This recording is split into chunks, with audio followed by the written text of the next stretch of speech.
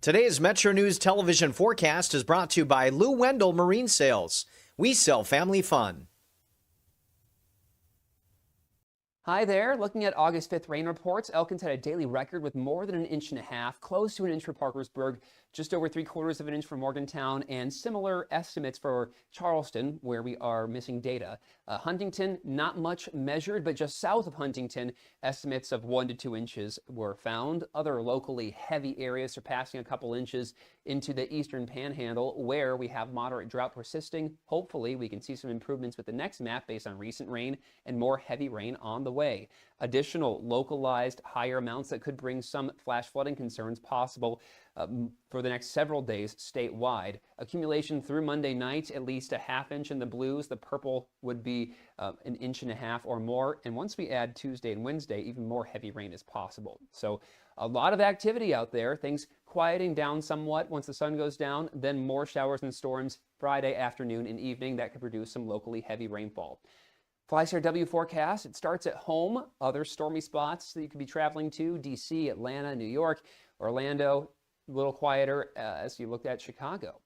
Panhandle to panhandle forecast, getting down into upper 60s and low 70s, so staying rather warm overnight, then back to 86 on Friday for Moundsville, closer to 70 for a low toward Martinsburg and Charlestown, then highs there near 90 for our Friday, 90 for Petersburg as well.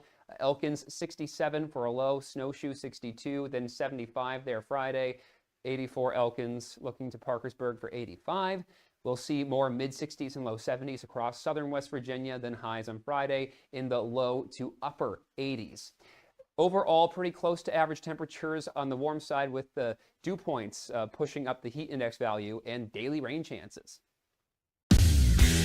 You own a boat because you love spending time on the water. Choose the outboard that allows you to make the most of it. Honda Marine's legendary reliability, ease of maintenance, and powerful performance keep you going strong. And they're all backed by the peace of mind protection of the industry's best limited warranty. Visit your Honda Marine dealer today and find out why it's more than an engine. It's your time on the water.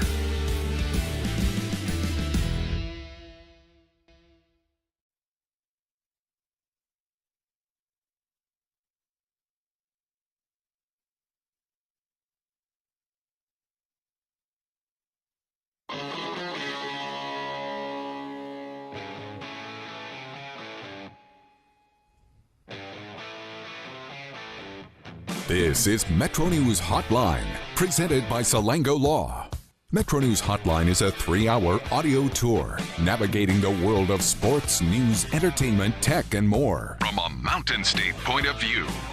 For your entertainment, Hotline is a no politics zone. You can join the conversation. Text the show at 304-825-5304. 304-TALK-304. Or call 800-765-8255. Here's the host for Metro News Hotline, Dave Weekley. Hello, West Virginia. We are back for more in the 304. Time to get it done in the 681. Time to start this 3-hour audio tour for Thursday, August the 6th. 2026. Metro News Hotline comes to you from the Salango Law Studios. Visit salangolaw.com. Coop, when we're on location, like we are today for Inside the Huddle here near Capitol High School, are we still technically in the Salango Law Studios? Is it kind of like a state of mind, as opposed to then what a place where we actually operate? I think that today we get a pass on that question, since I stayed back here at the studio. So I'm at least in the studio, so it works regardless. We don't have to put much brain power behind that one. All right, so let me make this clear. Coop is in the Salango Law Studios. Correct. I am out of the building for the first time in, what? Friday last year. 364 days. Coop, what's the story on this, man? Is this the only place they allow me to go to Pretty leave much. the building? Somehow or another, United Way owns like a piece of you, I think. That's right. Margaret O'Neill somehow worked that out. I'm not really sure how it worked out, but every year when this comes up, Dave Weekley's over there, and it works out. Or maybe it's me. I don't know which way it works out, but we always enjoy doing it. Yeah, Margaret's floating around here, and she waved a leash at me like, I own you. McIntyre Murphy is here. So this is really kind of curious because Coop's a Mountaineer guy. Matt, you're a Marshall guy. Yeah. So you're just kind of like keep your friends close and your enemies closer kind of a deal for you today, right? You're just taking notes. Yeah, to compromise, I'm wearing my blue and gold Brewers hat because it's the similar colors there. So It didn't take long to start rubbing it in. It did not take long. It's going to be one of those days because the Pirates and the Brewers are playing each other at the moment. And let's see here, the Buccos. Oh, the Buccos have the battle has been joined. Yep. Lau with a home run. It's 2-1 in the top of the fourth.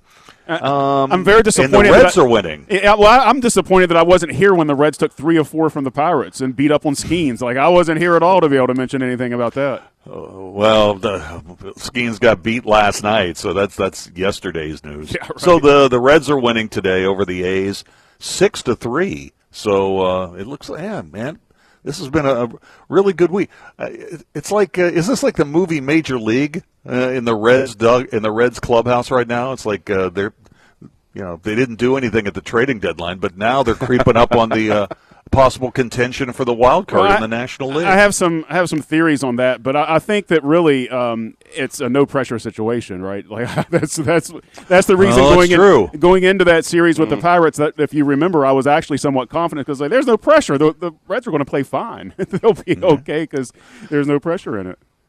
Yeah, they've won, 12 of 18 games since the All-Star break. Oh, wow, good for them. So, they have been on a little bit of a roll. Yeah, and, of course, the Brewers, your Brewers, Matt, the most in Major League Baseball, they do. 71, and they seem to be – oh, the Pirates have tied the game.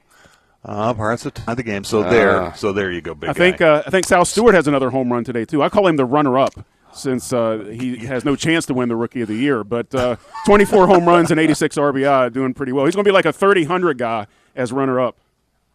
We have I think we got a clip of J.J. Weatherholt's big hit for the Cardinals last night, so we'll get into that. But we're here to talk about football. We're here to talk about football, folks, and that is the plan for today's show. So inside the huddle, these events are becoming more and more important because every year in college football, WVU for the last couple of years has basically retooled. I mean, more than half of the roster has been flipped. So this is a really good primer on what's going to happen. We'll get Tony Caridi and Brad House here too, right? Yeah, he's coming by too. So we'll talk to those guys once they get here. But Matt, this is going to be fun because this doesn't officially start until 5:30. Mm-hmm. So we're on location in this big empty hall. There's like nobody here. We're the first people here. We are. And one guy doing the video who could care less about us. I think there's some snacks in the back. I think I saw really? some snacks in the back. Oh. Yeah. Well, I can see all the really good tables are you got the big boosters up front. We're back in the way back corner. Back corner. Where we should be. That's probably right. Man, speaking of football, I don't know if you guys saw this tonight, but the Hall of Fame games tonight. This Hall of Fame game tonight is the first of 21 consecutive weeks of Thursday night football. Wow. Oh, beautiful. All right. Beautiful. All right. First one of 21 consecutive Thursday nights of football. And the Carolina Panthers are playing the Arizona Cardinals. The Panthers are a 1.5-point favorite. Arizona is the underdog in the game tonight. The total on the game is 35.5. So, Coop, let me ask you, should we bet on preseason games? Should we bet on NFL preseason games? Man, I'm the wrong guy to ask that question because Matt? Yeah, I say no. Would you bet your check on a preseason game? I would maybe bet up to $50. Well, let me tell you why. Of course, I'm not going to do this. Well, no. But I saw this. This was a pretty interesting take on betting on NFL preseason games. The preseason is the only time of the year where the coaches actually tell bettors what they're planning to do. Oh, that's a good point. Yeah. You know the quarterback rotations. You know the playing time. The coaching philosophies create opportunities that disappear once the regular season begins. So you actually have a little bit of an edge that you're not going to get in the regular season. Preseason games, the Hall of Fame game, despite the fact the total is in the mid-30s tonight. The over has cashed in 4 years in a row in the Hall of Fame game in Canton. Have you ever been to the Pro Football Hall of Fame? I have not been in it. I've been by there several times, but I haven't had a chance to go in. I'd like to. Coop, you ever been to the Hall of Fame in Canton? It's really impressive. Yeah, I've been twice, but probably not since I was like a late teenager. It's been a while now.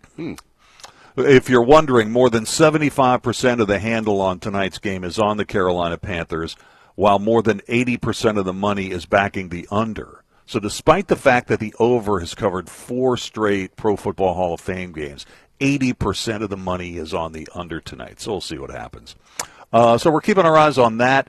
Pirates are playing. The Reds are playing. The Dirty Birds are on the road. They're playing at Lexington again tonight. One other thing about the Hall of Fame game. Tonight is going to be the broadcasting debut of former Steeler head coach Mike Tomlin. So Mike Tomlin has been basically for the last 30 years coaching ball, and saying a lot of clever things like this team wants volunteers, not hostages, that kind of thing. What do you think? What do you think, Coop, about Mike Tomlin tonight? You think he's going to have a good game behind the mic? I don't know. It's hard to gauge exactly how things will come out for him. I always thought when he did his pressers, he definitely has a gift of gab in certain ways. And he's actually, and I don't mean this to be a shot, this is actually a skill set. He's very good at saying many words without saying much of anything of substance. You got that right. He did that as a Steelers head coach for a really long time, which means he's going to be perfect for the broadcast booth. What do you think, Matt? What do you think about Mike Tomlin tonight in his broadcasting debut on NBC? Look, he has to be better than what Tony Romo was when he first came out, right? Oh, I don't even want to be in Tony Romo's messages tonight. Well, yeah, he's a little beleaguered right now. I think he's going to be – he's an entertaining guy. That was always one of the things. Some of the head coaches in the NFL, you see them in pressers, and it's just like yawn. But him – if there was controversy going on, he would kind of lean into that a little bit. And I kind of like that. I think he'll do well. Coop, I talked about the over and under for the Hall of Fame game tonight. I'm putting the over-under for your viewing time for this exhibition game at 7 minutes. Yeah, I might check out 7 minutes. I might check out the graphics package. Yeah. Might check out Kenny Pickett. I'm going to take the under. Oh, yeah, You're going to take the under. Yeah. Is the Hall of Fame game? Hall of Fame game is probably like the most viewed preseason game, right? Because it's the first one. Yeah. And people are like, wow, football. Wow. Well, it's a little – being there in Canton, it's a little bit different anyway. It's special. It's almost like you take the NFL and you kind of put them in a little bit bigger than a high school stadium of sorts. It's unique. And then it gets to the point where there's 7 minutes left in the first quarter and nobody is playing. You're like, oh, there was that game. Back, Coop, in my other life, my TV life, one of my roles, for, with the worldwide leader was that I would break in coaches who were transitioning from being on the sidelines to being in the broadcast booth. They had you working with coaches? Adventure. Okay. Yeah, I know. That's hard to believe, right? So I had some pretty good adventures working with some coaches who were just dipping their toes into broadcasting. For example, would you be intimidated if you had to call a game with Don Nealon, the former WVU coach? Because he intimidated me a little bit when we did a couple of games together. Yeah, I could see that. Somebody with that has one of those long histories in the game. That would be a little intimidating. Yeah, you're in the booth and you're sitting there and you're talking about. You think you're trying to make it sound like you know what you're talking about, and suddenly the analyst is sitting there and he knows 100 times more about the game than you do. I feel like from an analyst perspective, though, you were putting in the work and the effort to do the prep, whereas, sometimes maybe coming from a coach's perspective, you obviously know the game, but have you put in the time to know the players and their, what they're capable of? I could tell you a couple of good stories. Here's one about Bob Pruitt, former coach at Marshall. So after he retired, probably retired too early, he and I got a chance to do a couple of games. And we had already done a couple of games, and we went to Louisiana Tech to do a game between Louisiana Tech and Hawaii. Interesting. And Hawaii is one of the most difficult teams to do just because of all the Samoan names. So back in those days when I knew that I had to do a game with a game involving the rainbows of Hawaii, I would get on the interwebs and I would listen to their local talk shows for about a week to make sure I got all the pronunciations right and got a feel for Hawaii. So, Bob and I had done a couple of games together, and the night before the game, he calls me on the phone, and this is literally like at 10 o'clock, and we have a game the next day at like 4 o'clock, and he says, listen, I've been going through this roster. Oh, no. And some of these old boys have got 17 letters in their names. I'm just going to call this old boy Tua. And I said, Coach, you have it your way. And then there's other things that when you work with former coaches, and you spend time with them, you kind of let your guard down, and occasionally you will say something to a coach that'll remind them of a real bad time in their coaching careers. That happened to me a couple of times. Coop, I don't know if you remember Doug Graber. He used to be the coach at Rutgers. Oh, he yeah, was in the NFL with a variety of coaches for many, many years. We're at dinner one night before a game, and we were talking about a particular game where the Steelers were hosting the Chiefs. And the first time the Steelers had the ball, their brand new number 1 pick that year in the draft was Louis Lips. I don't know if you remember him or not. He was a wide receiver. He sinks from ships. Southern Miss. He sinks ships. So, yeah, there you go. There you go. So the quarterback fades back to pass, and he throws like an 80-yard bomb to Lips in the first series of the game, in the first home game in the regular season after he had been drafted. And I'm telling this story because I'd shot that game for Channel 5 or Channel 8, and I look across, and Doug Graber's face is getting redder and redder. Oh, no. He's getting more upset. I had no idea. Then he told me, he said he was the defensive backs coach for the Chiefs that game. Oh, no.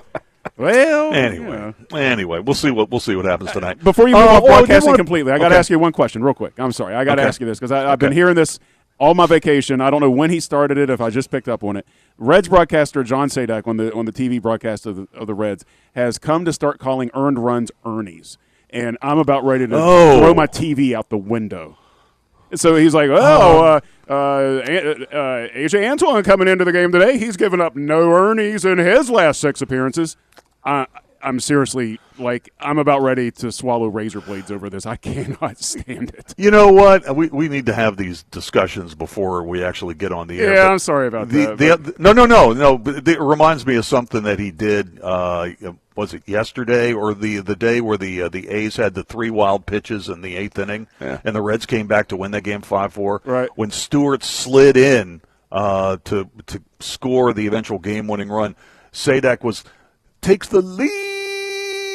Just on and on and on. I was like, man, we got to get that for a clip. Yeah, we got to get that. So, Ernie's. we're here. We're going to be here all afternoon. Coop, have you seen our show? Yeah, our show is packed today. We've got the guys coming in to talk about Mountaineer football. We're going to hear from some of the coaches as we move along today. Germain Lussier is here, so we're going to be talking about the new Spider-Man movie that's just making all kinds of money. The 4 o'clock hour, Kathy Mattea is going to be here.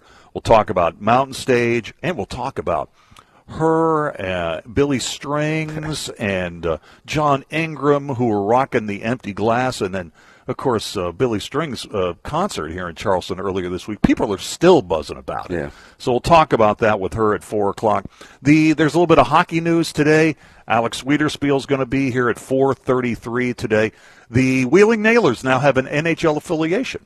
The Penguins, of course, were sold, and the new owners of the Penguins moved their one of their minor league affiliations away from Wheeling and down into Florida. Well, the Nailers are now associated with a brand new NHL team. So we're going to talk about that. Also, the Penguins made a big signing today. I'm not sure how I feel about it. I'm going to see if Alex Wiederspiel can talk me off the ledge on that. In the 5 o'clock hour, Amy Smith is going to be here to talk about the financial markets, and the Dow has just been setting records day after day after day this week, so we'll see if that trend can continue. By the way, if you have a question for Amy about any individual stocks or the overall direction of the financial markets, man, don't wait until the segment's over at 5 o'clock. Take a second and shoot me a note about your favorite stocks, and I'll pass those along to Amy when she gets here at 5:06. And then Kevin Kinder, there's a lot of Mountaineer fans here, but Kevin Kinder is going to join us from Morgantown for more on the WVU football team. That'll be at around 5:33 this afternoon. And then the other things that we always have in the show today with in or out's going to be at 5:25. Oh, Coop, you're going to miss this. This 5:25 in or out today is going to be one of those episodes where we have fans who are on hand. So we'll get some of our listeners who are in the building. We'll get them to take part. That's always a lot of fun. That's always a good time. So we'll do that. We're going to do the sound of sports. We got a lot of baseball in that today. A little college football, a little NFL. That's going to be coming up. Do we have Coop? Do we have a news update today? We do. Jeff Jenkins is here indeed. All right, hey, Jeff. What's the latest in West Virginia? And tell me more about the train derailment in South Charleston. What's going on with that? Listen, Dave, it was right down from you. I expected you on the scene. I know. I was there. I almost called you. Come on down. Come on down the Central Avenue Bridge. Yeah. So 17 cars jumped the tracks there in South Charleston today, right along First Avenue there. So between not far off the interstate. If folks are familiar with the two hotels there in South Charleston, right behind the hotels, really. And so we've got a story, got some video at WVMetroNews.com. Also, Dave, interesting story at the website from Brad McElhaney. Some now owners of properties at the Greenbrier Sporting Club have submitted letters to Judge Volk on this whole Greenbrier financing thing. And they're calling on the judge to make some changes with who owns the Greenbrier properties, and they need change. That's what the people are saying in their letters. These are some people who have purchased some high, pieces of property there, have homes there, have accomplished a lot. You can read Brad's story at the website, WVMetroNews.com. All right. Hey, let me ask you, and Coop, weigh in on this as well. What do you guys think of this conspiracy theory I was hearing earlier today about the fact that maybe one of the reasons the Reds didn't flip Brady Singer at the trading deadline was because they had an inkling that something was wrong with Hunter Green's elbow, and they decided to keep him? And Green's getting that elbow examined today in L.A. What do you think of that? Do you think that could have been one of the reasons behind the idea that they didn't flip Singer, who's got an expiring contract at the deadline? I think if you look at it, that there's a lot of writing on the wall that Hunter Green injury might be a reason why they didn't do a lot of things. There might have been a multi-piece thing that they wanted to do where one of those guys, even Green, because there was some chatter, there might have been a piece of that. There was no way they could do that. And I think you just found yourself in a situation where if you couldn't pull the trigger on each of the successive moves that you wanted to make, there was really no point to make any of the moves. What do you think, Jeff? They won again today, 2 games below 500, now tied with the Pirates. Yeah. I know. After that, after beating them 3 or 4, have I mentioned that yet? I missed that at the beginning of the week. Come on, fellas. Yeah, I don't even look in my rearview mirror. I'm afraid of what I might see back there. I know, right? Jeff, thank you, brother. Okay, I appreciate it. See ya. All right, let's take a quick break. We're coming back with more on the road at Inside the Huddle in just a moment. Veterans.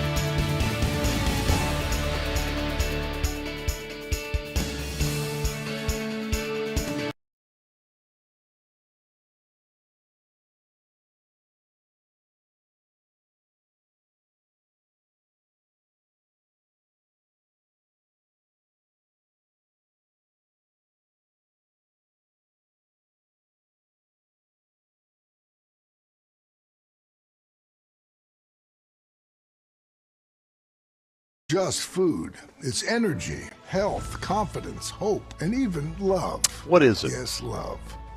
It is all lowercase letters.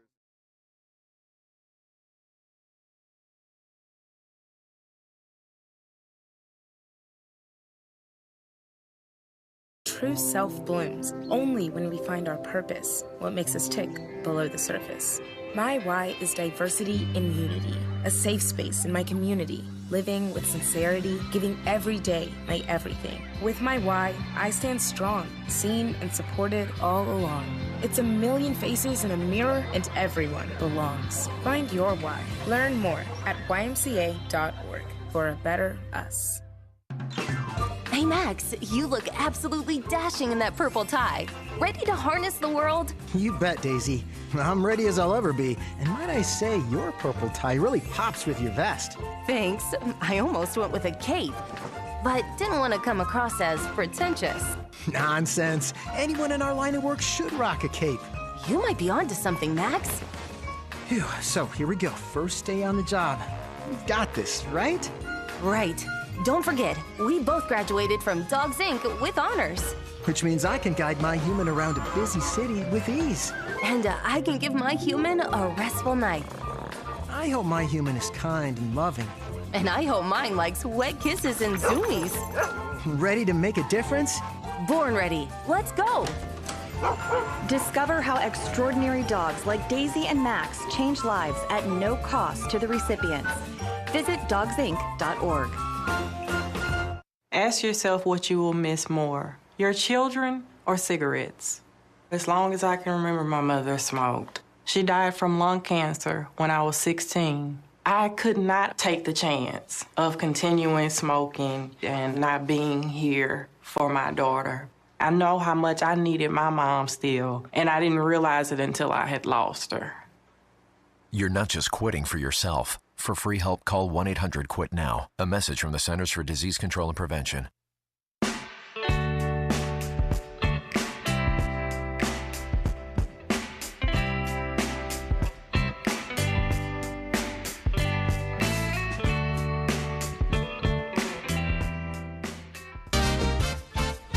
West Virginia Metro News, I'm Jeff Jenkins. Hope Gas is planning $115 million in pipeline.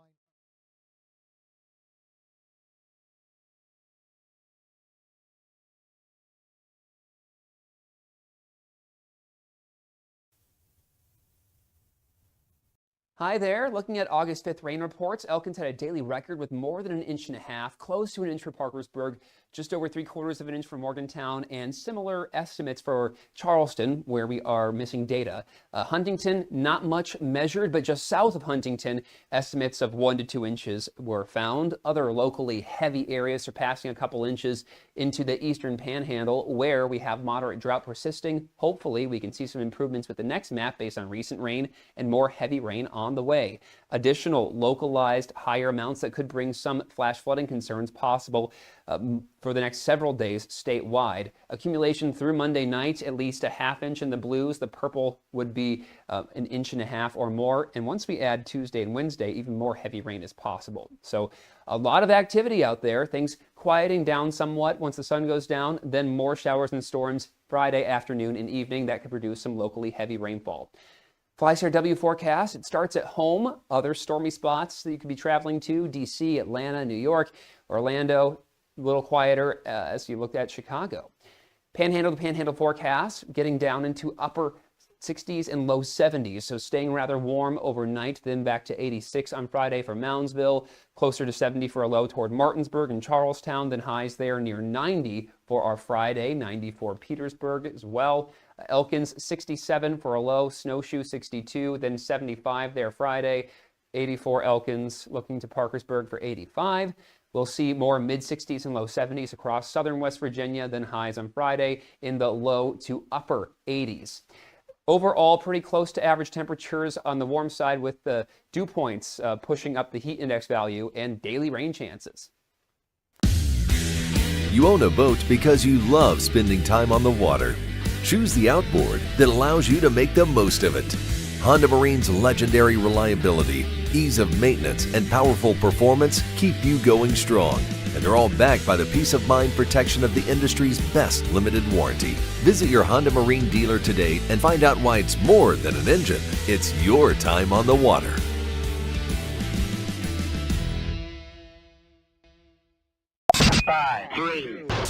I love the state of West Virginia. I've met some of my best friends I'm excited to be back. I still have my pickup truck. I still have four-wheel drive. One of the ladies asked me in the forum if I know how to drive in the snow. I told her, oh, yeah, I spent 5 years in Elkins. See, that's one of those things. Now that you're coming to Fairmont, you've handled the Elkins winter. Yeah, if you can handle Randolph County. I mean, you're moving. This is basically coming back to Florida here when you get to Fairmont. I mean, this is easy. It's going to be a breeze. Sportsline on Metro News Television. If it matters in West Virginia, it's being talked about here. Gentlemen, I could not care less if you read this message. All right, moving on to the next one. 304 Talk 304. Well, they said it, not me. Oh, that's terrible. Read the guy's book. Maybe I will, maybe I won't. Join Dave Wilson and TJ Meadows Monday through Friday for Talkline. Available on mobile, Roku, Fire TV, smart TVs, and online at WVMetroNewsTV.com. All right, welcome back. Metro News Hotline, on location, inside the huddle. Matt, is it fair to say if you're trying to find us and you've gone past Capitol High School, you've gone too far? Gone way too far. Gone way too far, man. Double back, and you'll see the road up to the Willow Center right there on the right. It's kind of steep. You're thinking, oh, is there something up there? Yeah, that's the road. It's us. Yeah, that's the road to take it on up there. So there you go. There you go. Germain Lussier is going to join me here in just 1 second. Tell you what, though, let's do a quick check of our question of the day. Since we're here at Inside the Huddle and we'll be talking about Mountaineer football, the event starts at 5:30, and we're going to have a lot of guests rolling through here. I thought a question of the day about Mountaineer football might be a good idea. So here it is, and it's sponsored by Salango Law. What are some of the most memorable WVU football games you have ever attended in person? In person. What are some of the most memorable WVU football games you have ever attended in person? To respond, you can text those in, 304-TALK 304, 304-8255-304. Tweet me, I'm at Weekly, W-E-E-K-L-E-Y, one word, three E's, W-E-E-K-L-E-Y. You know, I was thinking about this question also, Matt.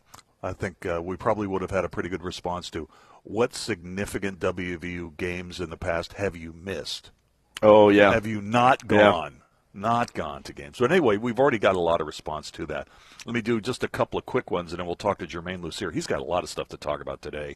Here's one from Jennings on X, and we'll see Jennings later. Yeah. He says, number 4, Baylor, rolling into Mountaineer Field back in 2014. Mountaineers whipped them 41-27. Loss prevented Baylor from playing for the college football playoffs that year because they had tied for the Big 12 championship. Anthony in Clarksburg. Dave, I was there the day Pat White arrived on the scene. WVU 46, Louisville 44 back in 05. Easily the top one I've attended in person. Here's Andy Smith. He goes, Dave, home game versus Virginia Tech. WVU had the lead late. Michael Vick goes on a run. Last-second field goal wins it for the Hokies. Hashtag very loud stadium. Yeah, that game, that was a pretty crazy game. If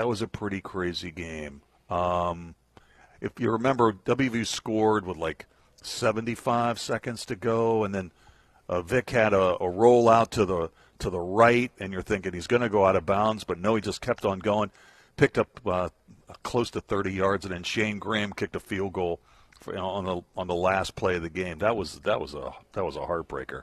We'll get more of your responses to our question of the day as we move along, but once again, question of the day, since we're on the road today, what are some of the most memorable WVU football games you have ever attended in person? All right, let's do a 180-degree turn here and talk to Germain Lussier from Gizmodo.com. He joins us from the West Coast. Oh, are you on the West Coast? You're not back in New York, are you? No, I am on the West Coast, at least this week, yes.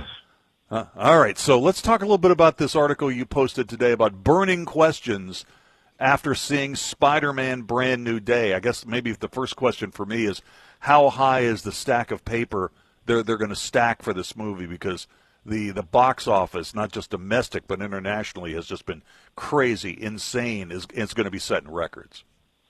Yeah, well, it already set the all-time opening weekend record in the U.S., which I didn't think anybody thought it would break. You know, Avengers Endgame, that was like a seminal moment in modern filmmaking, and this somehow beats it by like $3-4 million. And I think it's gonna. I mean, I don't think it's gonna. That ended up making like $2.5 billion worldwide. I don't know if this makes there, but I think it's going to get close. It's going to be one of the top 5 highest-grossing movies of all time. But you also have to take into consideration That was 7 years ago. Ticket prices go up. Inflation is always a big thing. So the records are going to continually be broken. And yeah, and that article is just after you see the movie. I got a lot of spoilers in there talking about, questions you might have, plot points, things like that. Look at you. Yeah, you point out right at the beginning of the article, spoiler warning. So there's probably stuff in this article that you probably want to wait to read until after you see the movie. Let me ask you this. For Tom Holland, it's so crazy. He and Zendaya are in both these unbelievable big blockbuster movies at the same time. You've got The Odyssey, and now you've got Spider-Man Brand New Day. Can we compare that to any other power couple in Hollywood? That's pretty amazing, right? At the same time? Yeah, at the same time, I can't think of it. It's a great question. I mean, nothing jumps to mind. Even like a couple like that. I mean, first thing that popped in my head was like a Tom Cruise and a Nicole Kidman, who were both draws at the same time when they were dating in the 80s or early 90s. But those movies, their movies didn't really come out, at the same time, especially not, within 3 weeks of each other, number one and number two at the box office. So, yeah, I mean, I don't know for certain, maybe back in the day, Grace Kelly and somebody else. But, I think it's probably pretty unprecedented. Hey, what do you make of that story? Was there anything to that story that came out a couple of days ago about Tom Holland being so upset if Zendaya has to kiss any other guy in a movie? Did you see that? I didn't see that. I doubt that's true. I mean, I don't think it is. She's kissing Robert Pattinson in a movie that was in theaters, 2 months ago. So, yeah, and she was on Euphoria. So I think he's probably, if it is something he doesn't like, he's probably going to have to get over it. All right. Hey, and we're talking with Germain Lussier from Gizmodo.com. You're my man when it comes to Disney, when it comes to the Star Wars universe. And Disney had earnings earlier this week. Explain to me how Disney can claim they made money on The Mandalorian and Grogu. On what planet? How's that even possible? On some Star Wars planet, I guess. Well, actually, no. It's actually the planet Batuu, right? Because that's the planet that the Star Wars Galaxy's Edge takes place on. And basically, the CEO of Disney said, "Yeah, it disappointed at the box office, but it drove people to go to the new ride, and it drove people to buy a lot of new merch." And that's kind of all encompassing of how these things make money. And yeah, that's true. Disney, more than most other corporations, has its fingers on all sorts of different money, whatever schemes, businesses is the word. But I think if the movie had made $1 billion as opposed to $300 million, it probably would have pushed a lot more money, a lot more people to the park, a lot more merchandise. So yeah, you can't say the $350 million it did was all that it made, but I think it does speak to almost a percentage of how it could have done much better. But and Disney is claiming with a straight face that they made money on the live action Moana, right? That can't be possible. It's funny. That can't be possible. The rationale for this one is much worse in that he said it will be one of the best streaming movies on Disney Plus once it gets there. And then I'm like, well, okay, but is that going to really drive more people to subscribe to see this crappy movie that they could watch the much better version of already? I don't think so. So yeah, that one felt like a much more of a stretch. But I'm sure it did drive people to watch the original Moana, maybe buy the original Moana merchandise. So maybe just having Moana back in the conversation helped overall. But I think if you look specifically at that film, yeah, there's no way that it was like a big hit in any medium. Hey, I'll get you out of here on this. Did you ride this Fast and Furious roller coaster at Universal Studios in Hollywood? Have you been on it? I most certainly have. I waited 2.5 hours earlier this week to ride it. Yep. All right. So what do you think? Was it worth the ride? Was it worth the wait? It was awesome. As you know, I'm a huge Fast fan. And it's funny, in the last couple of years, the only thing Fast that people have been actually working on is this ride. So it's nice to actually see something new, Fast and Furious, happen. It's a crazy coaster. You're drifting all over. You're upside down. They shoot you in the middle of the ride as opposed to the beginning. The music is playing on the ride of all the songs. I loved it. It's not officially open yet. It doesn't even have an official date, but they've been testing it. So the second I heard they were testing it, We went to the park and said, we're doing this tonight no matter what. And we did. It's great. I can't wait to do it again. Nice. Well, listen, I'm going to let you go. Oh, I know what I wanted to ask you. You're a huge Mets fan. After the trading deadline, could you name the Mets starting lineup today? No, not at all. Okay. Not at all. I needed to Google it. I've pretty much given up on that. I get to look. I'll look at it here and there, but I'm pretty sure that season is over. Even though we're winning right now, but who cares? Germain, got to leave it there. Thanks for jumping on with us. I do appreciate it. Have a great week. Have a great week, you too. All right, Germain Lussier, Gizmodo.com. Yeah, you like roller coasters? I love roller coasters. And this one looks pretty good. I mean, if this Fast and Furious roller coaster at Universal Studios in Hollywood is so successful, did they have any obligation to build one in Orlando? Why not? Yeah, well, they've got the testing, right? People love the thing. Are you a roller coaster guy? I am not. I am not. I'm not a roller coaster guy. Let me take a quick break here, and when we come back, we'll get into the sound of sports. We're live for Inside the Huddle here in Charleston. Stay with us.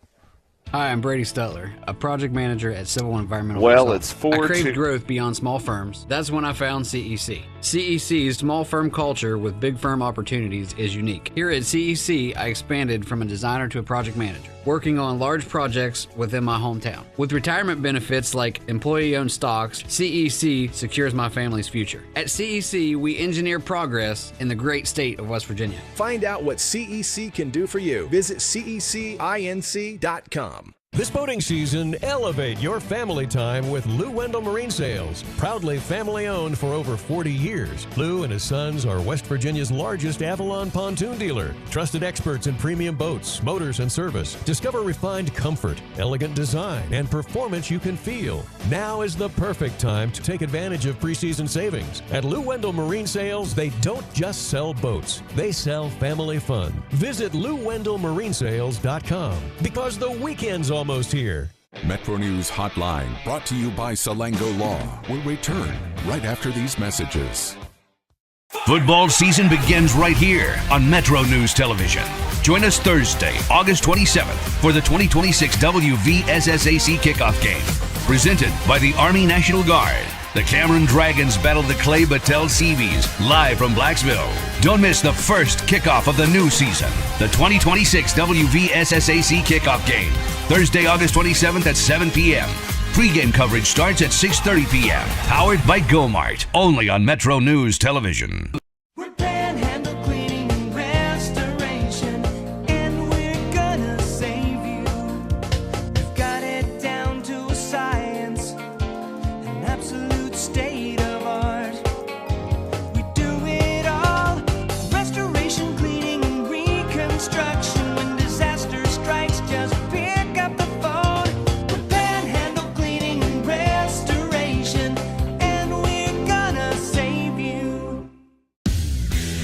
You own a boat because you love spending time on the water. Choose the outboard that allows you to make the most of it. Honda Marine's legendary reliability, ease of maintenance, and powerful performance keep you going strong. For over 20 years, Dan Cava Toyota World has been more than a dealership. We're family-owned, community-focused, and committed to taking care of our customers long after the sale. Our commitment doesn't stop when you drive off the lot. With factory-trained technicians and a service team you can trust, we're here to keep your vehicle running at its best for years to come.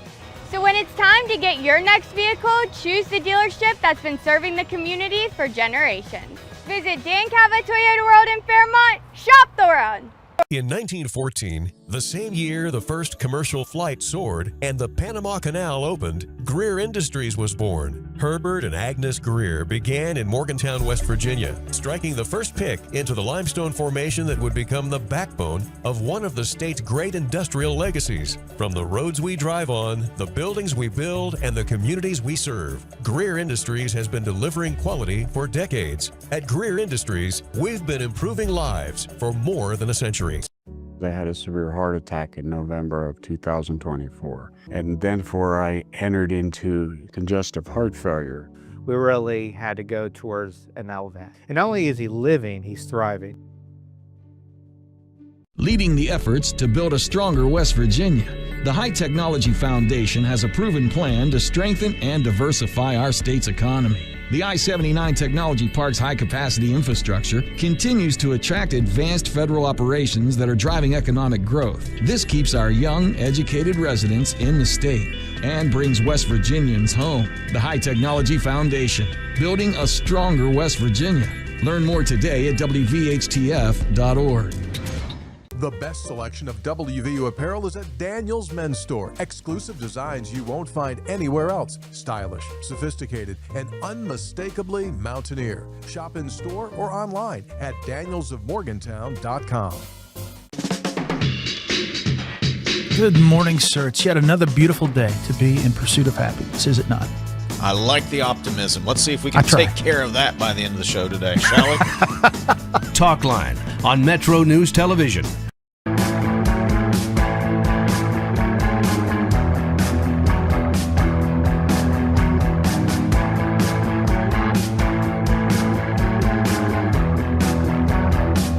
Welcome back to the show. It is 3:48. Update on the Pirate game. The Brewers have just added another run. Andrew Vaughn with an RBI single, bottom of the sixth inning. Ashcraft worked the first five for the Pirates, their new restructured bullpen.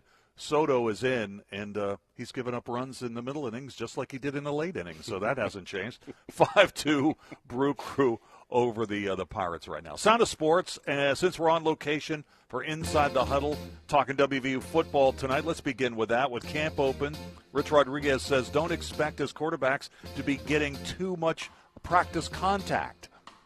Yeah, they probably won't be as live much. We probably won't go as live much as a team because we've had a lot of these guys here throughout spring ball. Now, we'll have a couple scrimmages, so you got to tackle a little bit. You know, it's like I know a lot of NFL teams, they don't go live during camp, but they have preseason games. You know, so we'll have some live physical times, and we'll go live during some scrimmages, but I'm not sure I'm going to have the quarterbacks get hit unless, you know, it looks like maybe they need that to make sure they're doing the proper ball security stuff and playing with the right type of discipline, I should say. So, but I don't think we need to beat our quarterbacks up to prove their toughness. I like the toughness that we have from our quarterbacks. It's no secret the WVU defense needs to take big strides this season. Defensive coordinator Zach Alley says the unit is focusing on creating more turnovers this fall. You know, good to have the team intact from then to now. What did your guys do well in the spring that you were able to carry over to now and moving forward? Yeah, you know, I thought that, one thing we emphasize all the time is trying to punch the ball out and attack the ball. And I think we were either 1 or 2 in the country last year at that. And we got to recover them. We weren't very good at that last year. We punch it out, couldn't get on it. But today I saw some of those things show up, some of the technique things that, you coach up all summer, you talk about, you emphasize. So that was good to see, But I would say that just watching our guys, have an opportunity to go out and actually play, because in the summer, you're kind of just doing indie. And separate was good to see.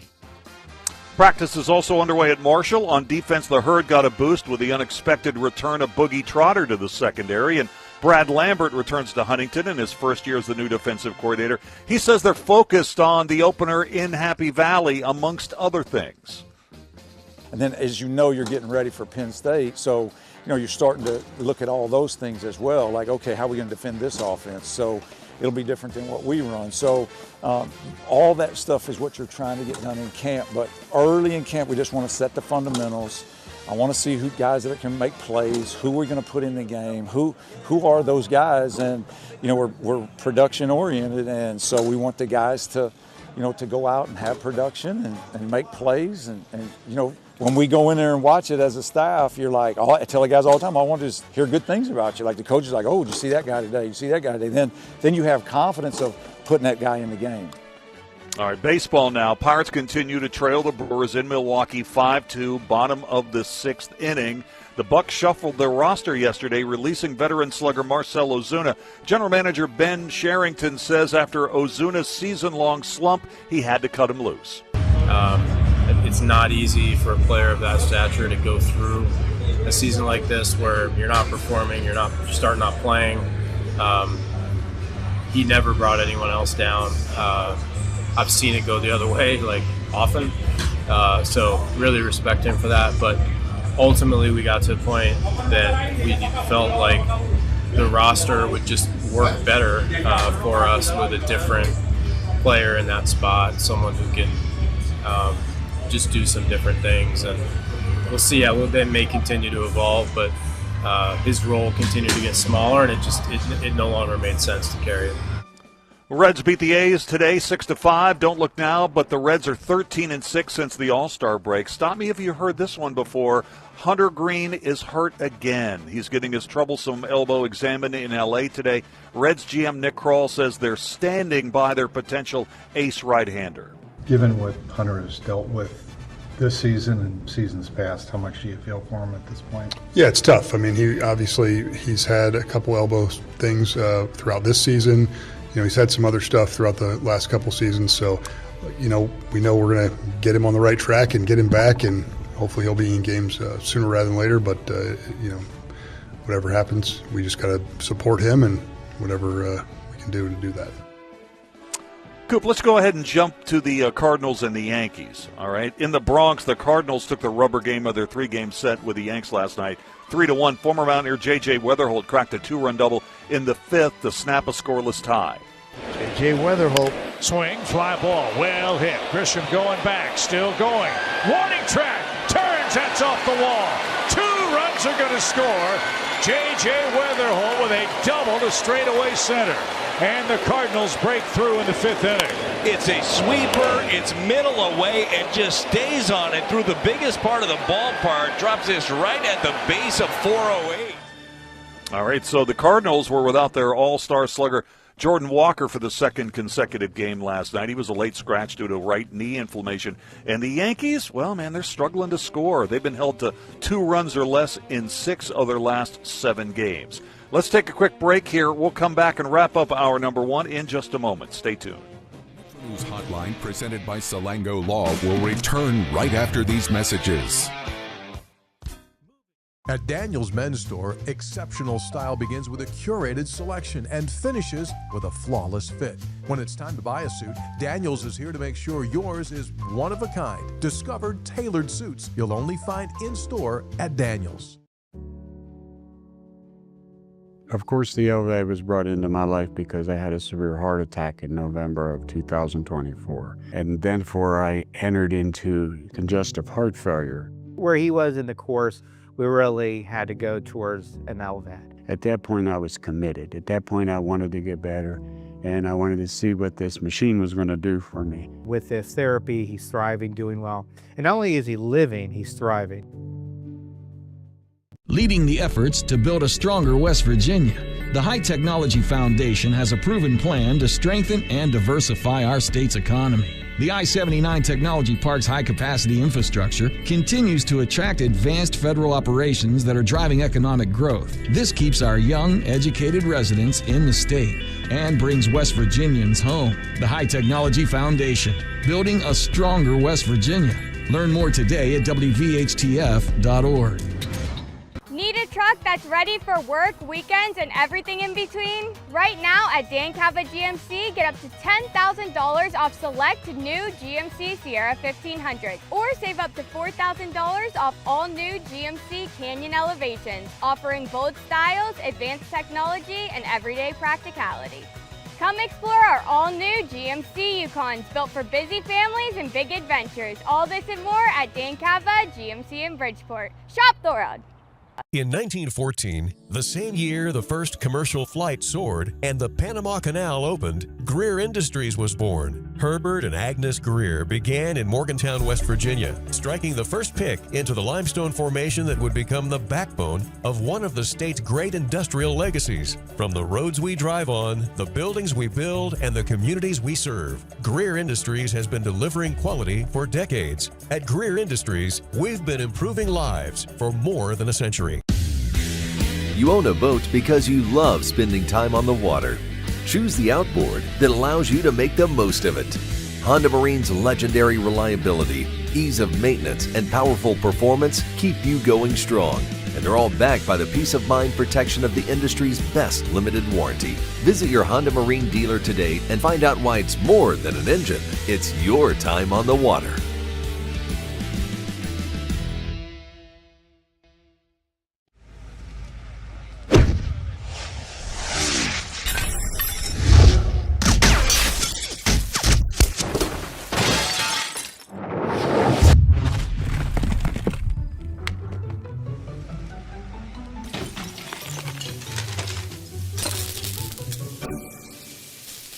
I'm Sean Kovich, Mountaineer golf coach.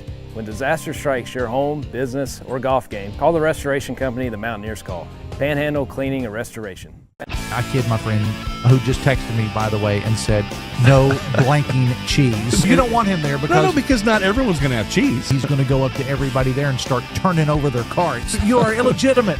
Midday on Metro News Television.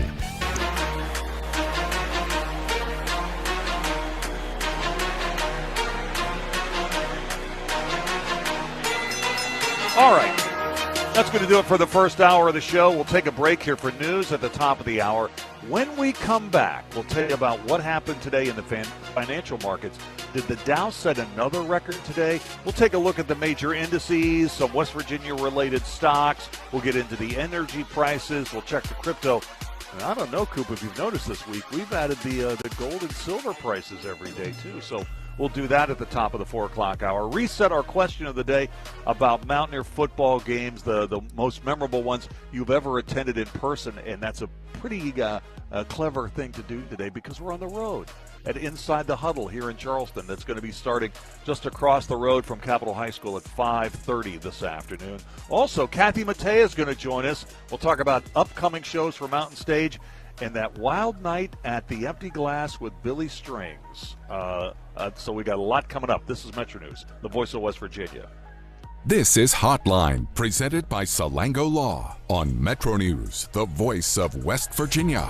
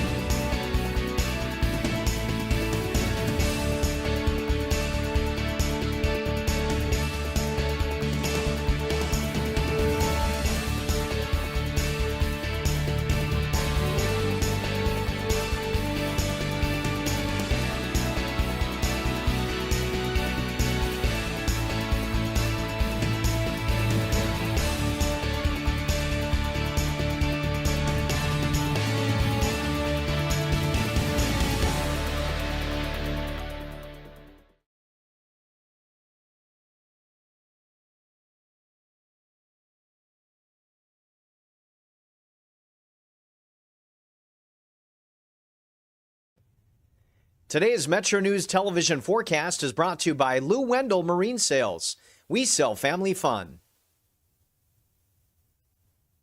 Hi there. Looking at August 5th rain reports, Elkins had a daily record with more than 1.5 inches, close to 1 inch for Parkersburg, just over 3/4 of an inch for Morgantown, and similar estimates for Charleston, where we are missing data. Huntington, not much measured, but just south of Huntington, estimates of 1 to 2 inches were found. Other locally heavy areas surpassing a couple inches into the eastern panhandle, where we have moderate drought persisting. Hopefully, we can see some improvements with the next map based on recent rain and more heavy rain on the way. Additional localized higher amounts that could bring some flash flooding concerns possible for the next several days statewide. Accumulation through Monday night, at least 1/2 inch in the blues. The purple would be 1.5 inches or more. And once we add Tuesday and Wednesday, even more heavy rain is possible. So a lot of activity out there. Things quieting down somewhat once the sun goes down, then more showers and storms Friday afternoon and evening that could produce some locally heavy rainfall. FlyStar W forecast, it starts at home. Other stormy spots that you could be traveling to, D.C., Atlanta, New York, Orlando, a little quieter as you looked at Chicago. Panhandle to panhandle forecast, getting down into upper 60s and low 70s, so staying rather warm overnight, then back to 86 on Friday for Moundsville, closer to 70 for a low toward Martinsburg and Charlestown, then highs there near 90 for our Friday, 90 for Petersburg as well. Elkins 67 for a low, Snowshoe 62, then 75 there Friday, 84 Elkins, looking to Parkersburg for 85. We'll see more mid-60s and low 70s across southern West Virginia, then highs on Friday in the low to upper 80s. Overall, pretty close to average temperatures on the warm side, with the dew points pushing up the heat index value and daily rain chances. You own a boat because you love spending time on the water.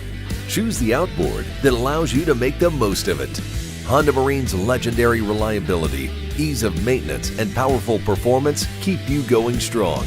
And they're all backed by the peace of mind protection of the industry's best limited warranty. Visit your Honda Marine dealer today and find out why it's more than an engine. It's your time on the water.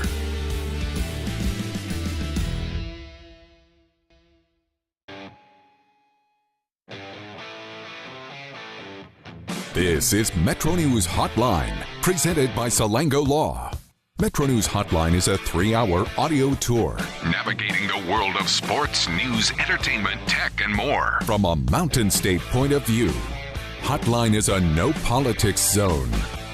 You can join the conversation. Text the show at 304-825-5304. 304-TALK-304. Here's the host for Metro News Hotline, Dave Weekley. All right, welcome back to the show. Hour number 2, how do you do? Metro News Hotline rolling on in the middle of the day here in West Virginia on the Metro News Radio Network. We get going every day at 3:06, and we take it through until 6 o'clock. And you know what? For whatever reason, I'm not sure why, they let me escape the building today. First time out of the building in 365 days. Salute. We're on the site of Inside the Huddle, where there's going to be a lot of Mountaineer Football Fellowship beginning at 5:30 this afternoon, right across the street from Capitol High School at the Willow Center. Matt, when are the doors going to open?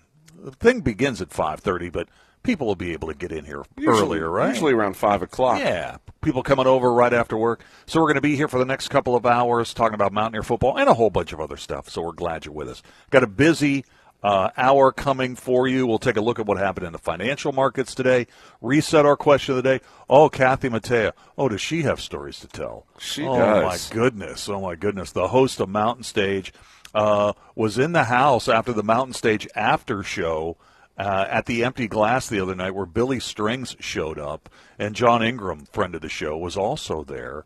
And what a night they had. And, of course, Billy Strings had a sold-out show here in Charleston earlier this week. By the way, if you follow me on X, I've sent a couple of things out today regarding that stop by Billy Strings in Charleston. His social media team did about a 4-minute video about the event.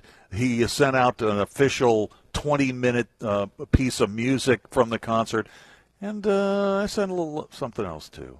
So a little bonus stuff in there. We like that bonus. You know what question I have? I have a question. What do you got? Well, I just wonder, he has a song with Margot Price right now. or Margot Price said he had the song. And Margot Price is going to be here in a couple weeks. I wonder if there's any chance that he enjoyed himself so much he'll come back through. Anything's possible. You never know. Well, I kind of wonder if he went to Mountain Stage as well. Anything's possible. I mean, people who went to the Empty Glass just for a beer Sunday night probably didn't expect to see him like right there at the bar, but that's where he was. John Ingram was texting me over a couple of the things that was going on there and how it turned out. Apparently just an amazing time. So we'll get a first-person report from Kathy Mattea here in just a matter of moments. All right, let's go ahead and start with what happened in the financial markets today. After multiple days in a row where the Dow set a record, today it was down 0.8%, losing 464 points, 53,885 at the close. So Iran's Hormuz Strait plan reportedly blocks ships from the United States and Israel. That is what is driving down the market. In the S&P, relatively quiet day, down just a little more than 13 points, 77.09 at the close. NASDAQ was flat as well, down 15 points, closing at 26,348. Among stocks of local interest to West Virginia that were big percentage gainers or losers today, let's try to find a couple of winners, shall we? How about Dow? Dow was up 2.4%, gained 70 cents today, $30.37 a share at the close. Conversely, DuPont was down 2.4%, losing $3.51, $143.86 today. And Halliburton was up today, 2.3%, gained 75 cents, $32.57 at 4 o'clock Eastern. Energy space, oil up, as you might imagine, up 3.6%.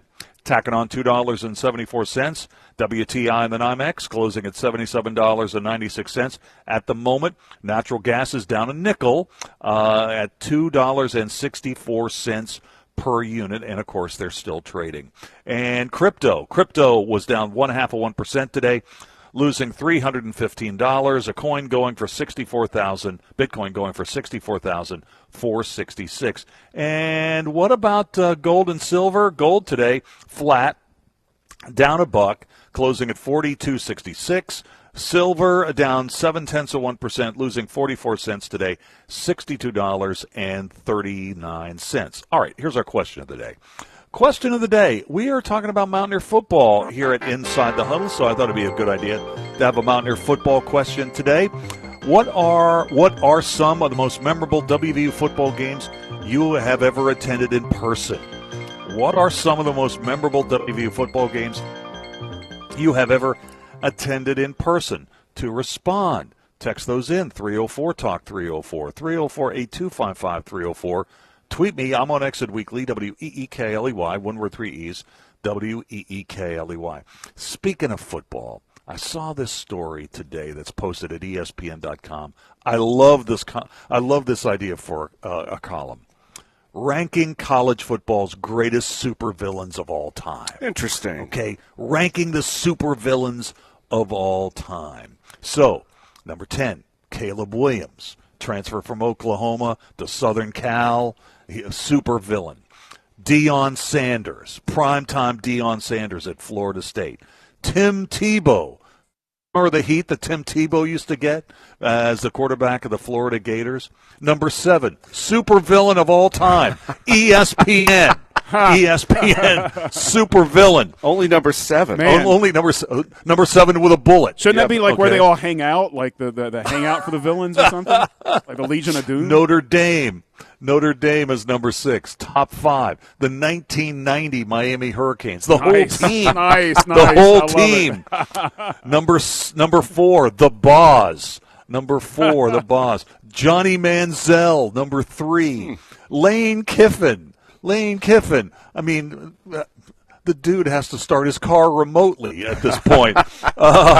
Steve Spurrier is your number 1 supervillain of all time in college football. Man, I love that list. That's great. So at some point before we get out of here today, I want to spend a couple of minutes talking about WVU fan supervillains. Did villains really start in the 80s, though? Did villains start in the 80s, though? Was there anybody there past Boz and Deion? Any older than that? Oh, yeah, that's a great point. We're going back not that far. I mean, villains existed in the past, I guess. If you want to talk about WVU supervillains of the past, maybe like Tony Dorsett, Johnny Majors, Michael Vick, Hugh Green, a couple of guys like that. And for Marshall, supervillains of all time, Furman, Miami of Ohio.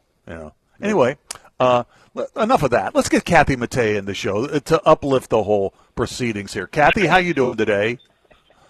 I'm doing great. It's been fun listening to you guys. Hey, well, what do you think? Did you go to a lot of WVU football games when you were a student? Well, here's the deal. When I was a student, the football team wasn't really very good. So some of us started staying home when everybody else would go to the football games, and we'd play music all afternoon. And we started writing songs about our friends.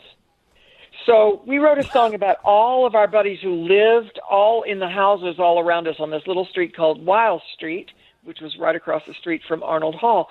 And then they all came back, and we opened a keg, and that night we sang the song to them, about them. Each verse had some quirky thing. Over time, by the end of the school year, they learned it, and they would each sing their own verse. So this is how I spent my time. That's really good. That's really good. All right, before we get into what's coming up on Mountain Stage, I've got to ask you about, well, first of all, I think maybe I found out about it first on your Facebook feed, about what went down at the Empty Glass at the Mountain Stage post party with Billy Strings and John Ingram the other night. From your perspective, what happened? Oh, my God. Okay, so first of all, I am a huge Billy Strings fan. I mean, it's ridiculous. I'm like a fangirl. Like, I met him for the first time a few weeks ago at the Station Inn here in Nashville. My knees went weak. I was like, don't talk, Kathy. You're just going to make a fool out of yourself. But I said hello to him. And so he saw me the other night. I came off the stage, and he said, didn't I just meet you at the Station Inn? I was like, Billy Strings remembered me. But he evidently he had a couple of days off, and someone pointed him towards the Empty Glass. And when I walked in, he was just sitting at the bar, just anonymously. And, of course, by the end of it, he was up on stage. And then after, he played with John, and I just want to say, like, John Ingram played a bass solo that would curl your hair. And the look on Billy Strings' face was worth $1 million, because John's a monster player. And it was just, Bud played some great electric. And the thing about Billy Strings is he is very good at shining light on other players and really showing them some love. It was beautiful. That's great. That is great. I just watched somebody, I didn't get a chance to go to the show, but somebody posted his first set of the concert in Charleston earlier this week, and if you follow me on X, I reposted that. It's just a really entertaining hour. But let's talk about Mountain Stage. What's going on this weekend? But one more thing before we move on. Okay. Billy Strings played his show in Charleston in an Empty Glass T-shirt. I think that's just the best. That's all I had to say. That is nice. That's nice. We can move on now. I'll stop. Well, you got a show that's coming up at the Culture Center on the 9th this weekend. There are a handful of tickets still available. What are we looking at here? Well, it's a lot of sort of really varied folk and bluegrass influenced stuff. It's going to be a really cool show. We have a group called the Red Camel Collective. They won the IBMA Emerging Artist of the Year last year. So they're like the youngins coming up. There's a woman named Heather Maloney who is has put out, like, I don't know, I think she just put out her 9th album. But this album, she's kind of a singer-songwriter, folky out of Massachusetts, has done a lot of work with Darling Side, which is a big fave of ours on Mountain Stage. She just put out an album called Exploding Star, which were all songs she wrote to sort of work her way through her father's death. And so it's this very sweet, intimate, gentle record. We have Anera George, who is Lowell George's daughter. And she's done a lot of sort of indie folk stuff.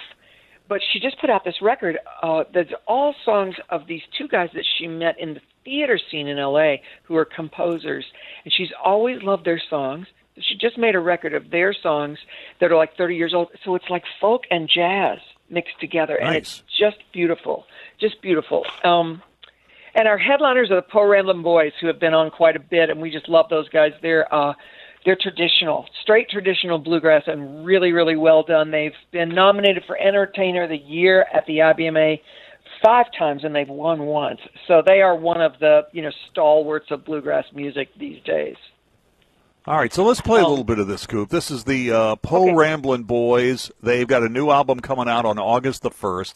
It includes this single, Coachella Moon. Let's hear a little bit of that. So I packed my grip and headed out west to meet the one I've been smitten with. Reality felt just like a dream. Then I stole a kiss, just us in the swing. The cool of night found us hand in hand. No cares or worries of life's demand. We loved each other for the weekend. To myself I prayed it would never end. Fell in love under desert light, Coachella moon glowing full in the sky. Your crooked smile and your deep brown eyes, that little tattoo where the moonlight lies. Every time your lips touch mine, it knelt the blues right out of my mind.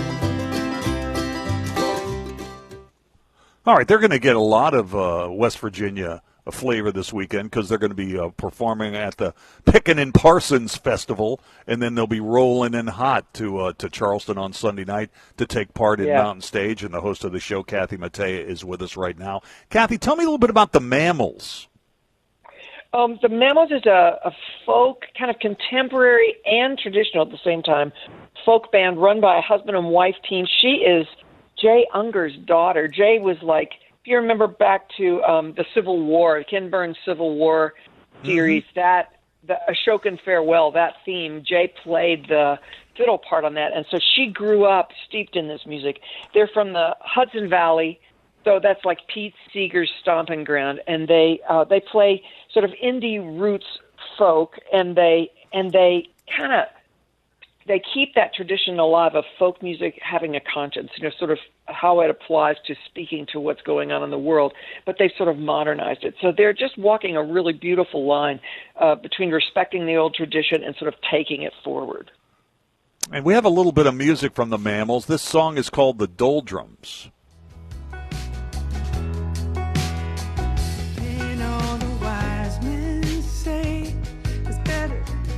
Fail each day and not even try it. Oh, why do the good times go so fast? Why do the doldrums linger and last?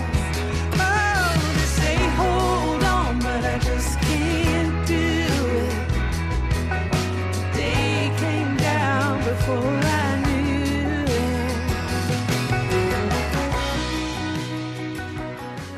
All right, there you go. Kathy, with the Po Ramblin' Boys and the Mammals and Imara George, and who else is on Red Camel Collective? I mean, if you went to the Billy Strings concert earlier this week, you could kind of keep the vibe going this weekend at Mountain Stage on Sunday night. It's true. It's true. I love it that sometimes we'll have like a show that's all folk and bluegrass, and then there'll be a show that's like everything from alt rock to a straight bluegrass to a folk singer-songwriter playing solo. It's part of what I love about Mountain Stage. It's just always so varied. You know what? We were trying to guess the other night about we've been talking about this after show on Sunday night that Billy Strings and yourself and John Ingram were in attendance for. I mean, how many people were in there that night? Can they get more than 100 people in the empty glass? It's not that big, But the sight lines are really good. That was what really struck me. It was like, you can really see and hear from pretty much all over the room. And it's big enough to hold enough people to make it fun, but small enough to feel intimate and special. All right. Well, thanks for your first-person report on that. Oh, go ahead. Yeah, I was just going to tell you one other thing. As it turned out, Billy brought his acoustic guitar, went out on the side porch where people go to smoke, and he and some other acoustic guitar players played into the night that night. There's video of that online, too, if you go look. So, man, pretty sweet. Yeah, if you witnessed that, you'll never forget it, right? Never forget it. Exactly. Kathy, exactly. Kathy, thanks for your time today. Have a great show this weekend in Charleston, okay? Thank you, Dave. Nice to talk to you. Nice to talk to you as well. Kathy Mattea, the host of Mountain Stage. Sounds like a great show this weekend. Sunday, August 9th at the Culture Center here in Charleston. There are tickets available, and for more information, go to mountainstage.org. Let's take a quick break, and the entertainment report is coming up next. Don't forget about our podcast. Check out your favorite podcast provider or simply go to WVMetroNews.com and click on the podcast link. This is Hotline, presented by Salango Law on Metro News, the voice of West Virginia. Football season begins right here on Metro News Television. Join us Thursday, August 27th for the 2026 WVSSAC kickoff game. Presented by the Army National Guard. The Cameron Dragons battle the Clay Battelle Seabees live from Blacksville. Don't miss the first kickoff of the new season, the 2026 WVSSAC kickoff game. Thursday, August 27th at 7 p.m. Pre-game coverage starts at 6:30 p.m. Powered by GoMart. Only on Metro News Television. We're Panhandle Cleaning and Restoration, and we're gonna save you. We've got it down to a science, an absolute state of art. We do it all. Restoration, cleaning, and reconstruction. When disaster strikes, just pick up the phone.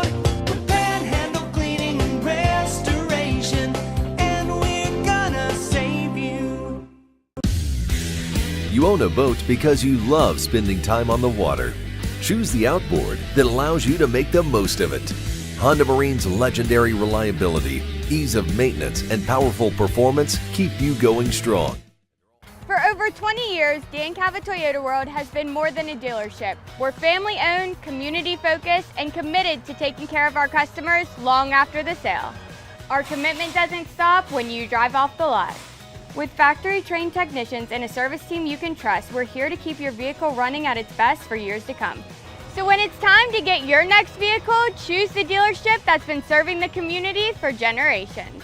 Visit Dan Cava Toyota World in Fairmont. Shop the world. In 1914, the same year the first commercial flight soared and the Panama Canal opened, Greer Industries was born. Herbert and Agnes Greer began in Morgantown, West Virginia, striking the first pick into the limestone formation that would become the backbone of one of the state's great industrial legacies. From the roads we drive on, the buildings we build, and the communities we serve, Greer Industries has been delivering quality for decades. At Greer Industries, we've been improving lives for more than a century.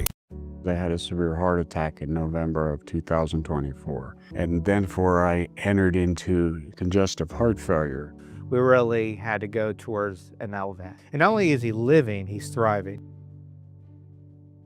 Leading the efforts to build a stronger West Virginia, the High Technology Foundation has a proven plan to strengthen and diversify our state's economy. The I-79 Technology Park's high-capacity infrastructure continues to attract advanced federal operations that are driving economic growth. This keeps our young, educated residents in the state and brings West Virginians home. The High Technology Foundation, building a stronger West Virginia. Learn more today at WVHTF.org. The best selection of WVU apparel is at Daniel's Men's Store. Exclusive designs you won't find anywhere else. Stylish, sophisticated, and unmistakably Mountaineer. Shop in store or online at danielsofmorgantown.com. Good morning, sir. It's yet another beautiful day to be in pursuit of happiness, is it not? I like the optimism. Let's see if we can take care of that by the end of the show today, shall we?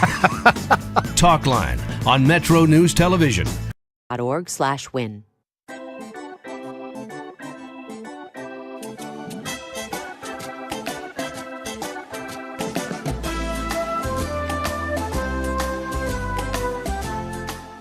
You guys put Q-tips in your ear? Yeah, I knew you were cool. The reason I ask is, have you read the back of the box and seen what the people at the Q-Tip Corporation say a Q-tip is intended for? I'm not making this up. It doesn't say ear on the entirety of the box. They're just acting like they don't know that we're sticking it in and twisting and traveling through time. It's one of life's joys. You're just like, I can see how I die. It's amazing. They gaslight us. I'm not making this up. The first use, it says first aid. What psycho is like, I have a gash. to the Q-tips. Like, that's... Time for Talking TV and more. Here are the latest entertainment headlines today from ABC. ABC Entertainment News. Get ready to return to Stars Hollow. A new HBO Max documentary is taking fans behind the scenes of Gilmore Girls. It'll feature interviews with creator Amy Sherman Palladino, actress Lauren Graham, and more. No word yet on when it's coming out. You doing okay? Yep, forgot the whipped cream. 5-Star Weekend is coming back for season 2. Peacock picked up the show for another season after it became the streamer's most watched scripted series. Jennifer Garner stars as Hollis Shaw, a famous cook trying to move past a devastating loss.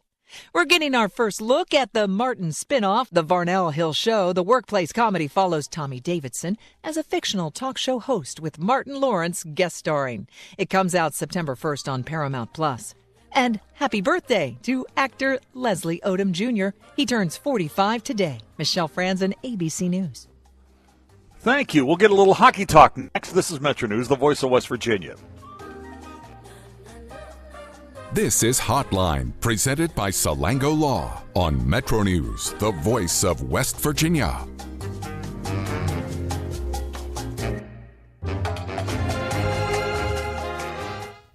Today's Metro News television forecast is brought to you by Lou Wendell Marine Sales. We sell family fun. Hi there. Looking at August 5th rain reports, Elkins had a daily record with more than 1.5 inches, close to 1 inch for Parkersburg, just over 3/4 of an inch for Morgantown, and similar estimates for Charleston, where we are missing data. Huntington, not much measured, but just south of Huntington, estimates of 1 to 2 inches were found. Other locally heavy areas surpassing a couple inches into the eastern panhandle, where we have moderate drought persisting. Hopefully, we can see some improvements with the next map based on recent rain and more heavy rain on the way. Additional localized higher amounts that could bring some flash flooding concerns possible for the next several days statewide. Accumulation through Monday night, at least 1/2 inch in the blues. The purple would be 1.5 inches or more. And once we add Tuesday and Wednesday, even more heavy rain is possible. So a lot of activity out there. Things quieting down somewhat once the sun goes down. Then more showers and storms Friday afternoon and evening. That could produce some locally heavy rainfall. FlyStarW forecast, it starts at home. Other stormy spots that you could be traveling to, D.C., Atlanta, New York, Orlando, a little quieter as you looked at Chicago. Panhandle to panhandle forecast, getting down into upper 60s and low 70s, so staying rather warm overnight, then back to 86 on Friday for Moundsville, closer to 70 for a low toward Martinsburg and Charlestown, then highs there near 90 for our Friday, 90 for Petersburg as well. Elkins 67 for a low, Snowshoe 62, then 75 there Friday, 84 Elkins, looking to Parkersburg for 85. We'll see more mid-60s and low 70s across southern West Virginia, then highs on Friday in the low to upper 80s. Overall, pretty close to average temperatures on the warm side, with the dew points pushing up the heat index value and daily rain chances. You own a boat because you love spending time on the water. Choose the outboard that allows you to make the most of it. Honda Marine's legendary reliability, ease of maintenance, and powerful performance keep you going strong. And they're all backed by the peace of mind protection of the industry's best limited warranty. Visit your Honda Marine dealer today and find out why it's more than an engine. It's your time on the water.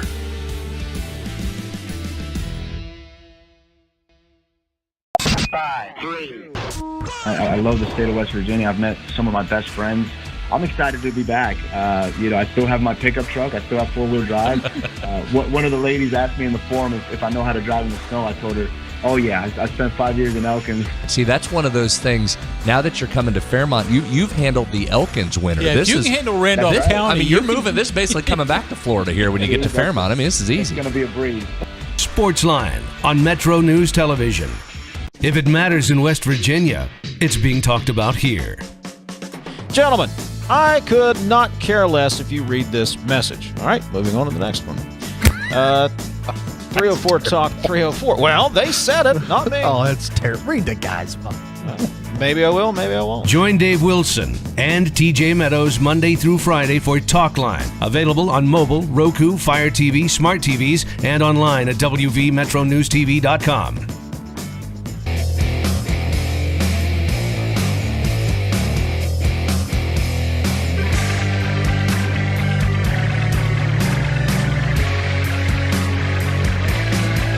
right, welcome back to the show. We are on location today, inside the huddle, just across the road at the Willow Center in Charleston for tonight's Inside the Huddle. We'll have some discussion about WVU football in the upcoming season. So Tony Caridi and Brad Howe will be here later, and they'll join us in a bit. But you know what? Oh, let me deal with the question of the day first, because we've had a lot of interesting responses to this question of the day. And since we're talking about Mountaineer football today, I thought a Mountaineer football question might be appropriate. So, what are some of the most memorable WVU football games you've ever attended in person? Question of the day, sponsored by Salango Law. What are some of the most memorable WVU football games you have ever attended in person?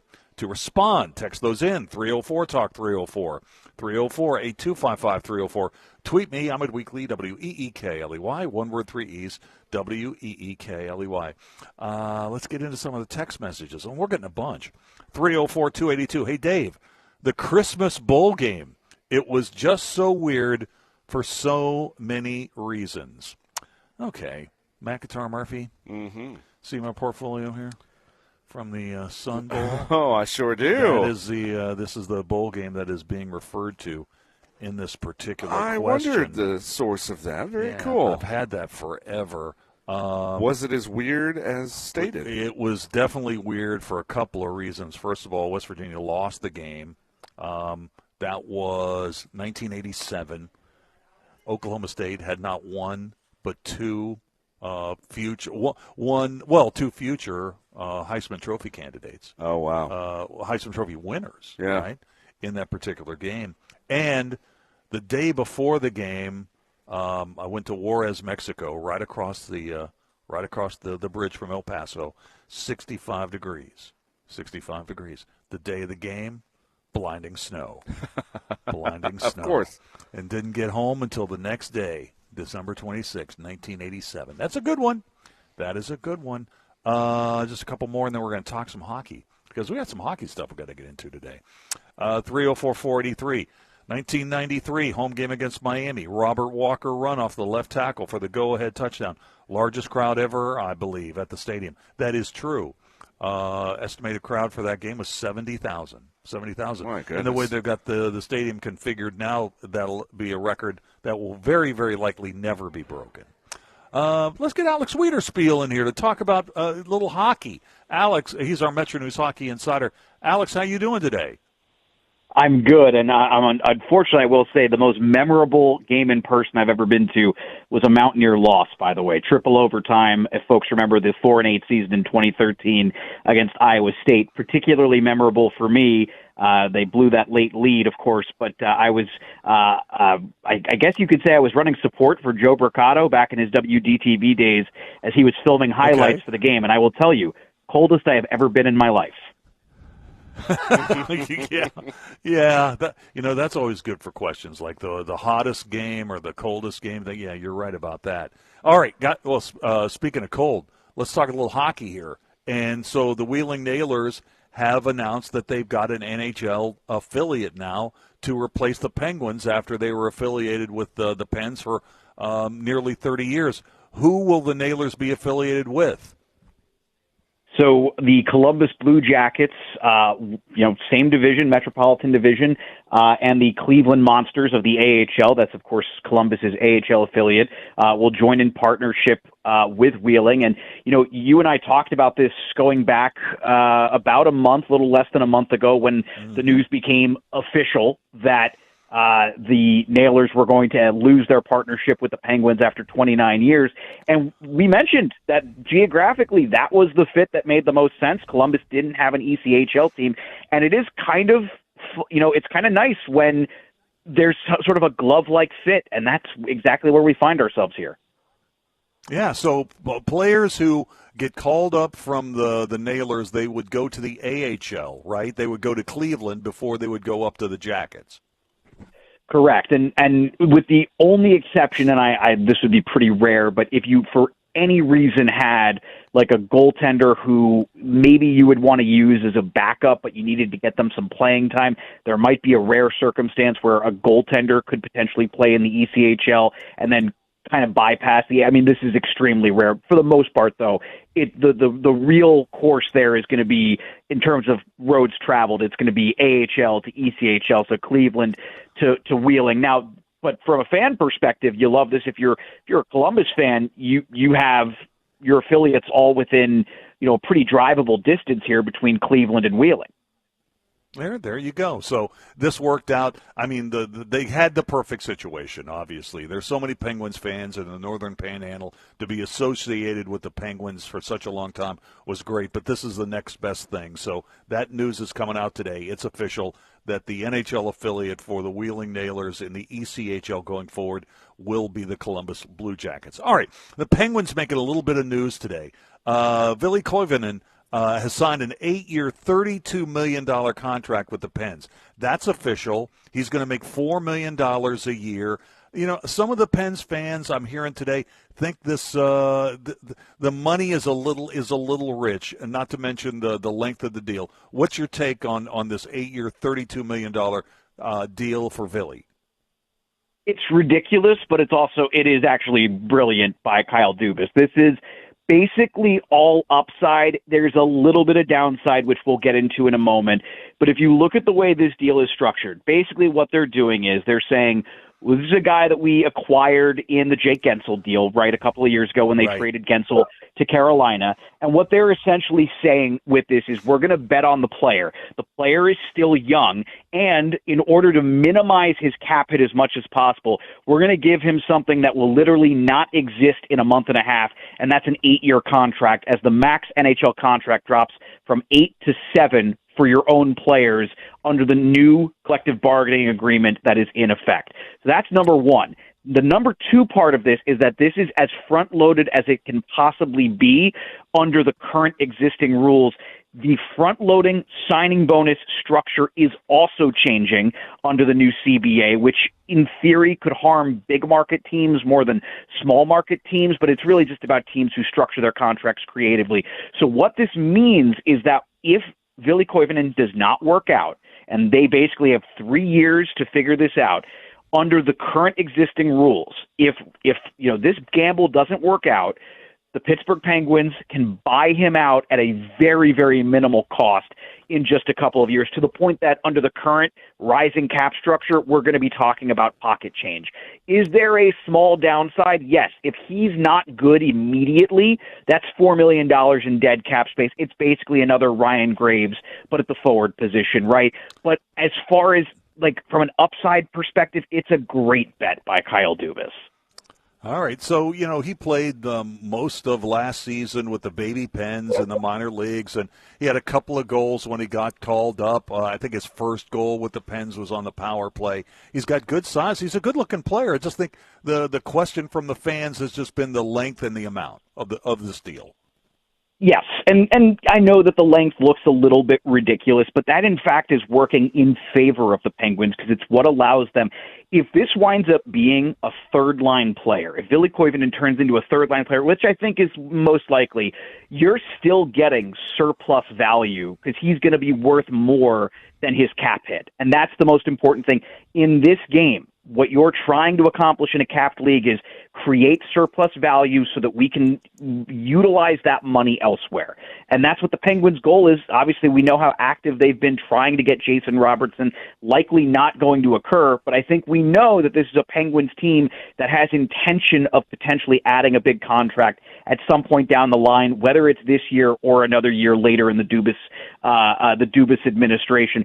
So I suspect that part of this thought process is we make this bet, and if it works out, we've got a solid player locked up at an unbelievable contract. And if it doesn't work out, our exit strategy is not going to be that problematic.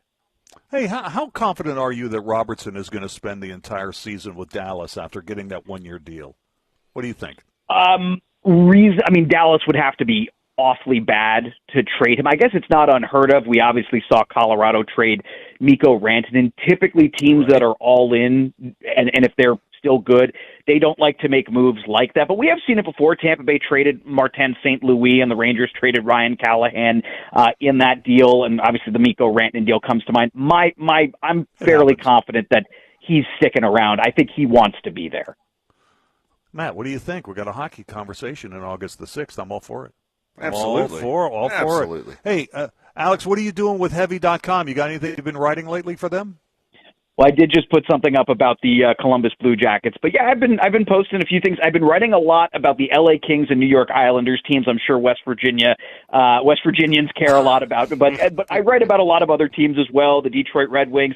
I have some stuff up about the Penguins, about Erik Karlsson. We talked a couple of weeks back about how likely it is that he's going to be back for another season after this one. He may not even finish the season in Pittsburgh. So lots of good stuff up there. And then one last quick plug. We have finally started our preview series on Locked On, so you can check that out on the Locked On NHL YouTube page. For folks who are interested, we're previewing all 32 teams. So if your favorite team is somebody other than the Penguins, that's okay. We're doing them too. Hey, you know what? And people might be listening to this and say, what are these guys talking about hockey? Hockey season is months away. Hockey season is next month. There are regular season games at the end of September, right? Yes, it is only the second time in NHL history that it's going to be starting in September. 84-game season, which is the official new law of the land in the National Hockey League. So this is going to be the norm going forward. They are going to be starting seasons in late September. So yeah, training camp is just a couple of weeks away. That's amazing. That is just amazing. Alex Wiederspiel, thanks for your time today. I do appreciate it. Thanks, Dave. All right, Alex Wiederspiel, our Metro News hockey insider, and congrats to the Nailers. So the Wheeling Nailers have a little direction here. They now have an NHL affiliate. It's going to be the Columbus Blue Jackets after 29 years with the Penguins, and the Penguins affiliation changing after an ownership change. All right, let's take a break, and when we come back, we'll get into the On the State file. Stay tuned. Metro News Hotline, presented by Salango Law, will return right after these messages. We asked parents who adopted teens to share. You own a boat because you love spending time on the water. Choose the outboard that allows you to make the most of it. Honda Marine's legendary reliability, ease of maintenance, and powerful performance keep you going strong. And they're all backed by the peace of mind protection of the industry's best limited warranty. Visit your Honda Marine dealer today and find out why it's more than an engine. It's your time on the water.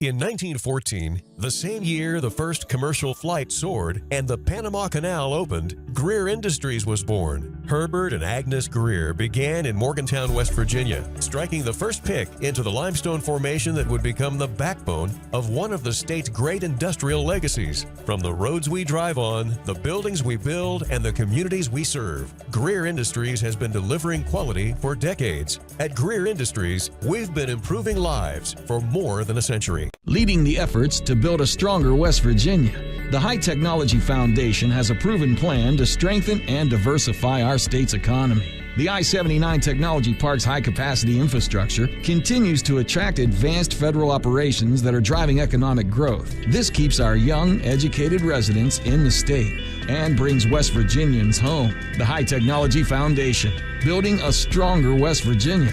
Learn more today at WVHTF.org.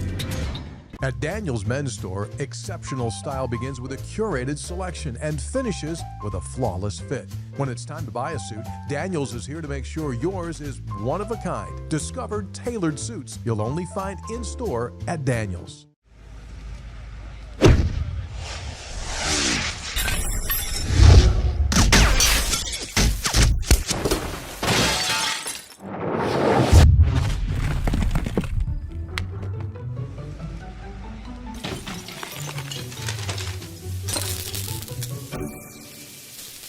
I'm Sean Kovich, Mountaineer golf coach.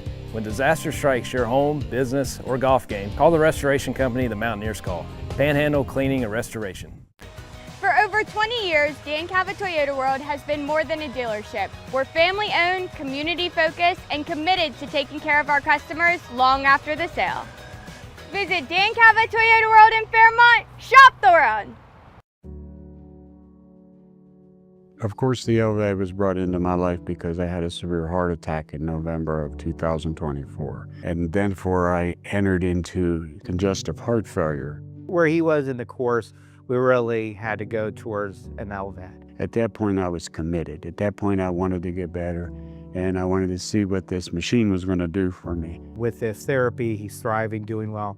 And not only is he living, he's thriving.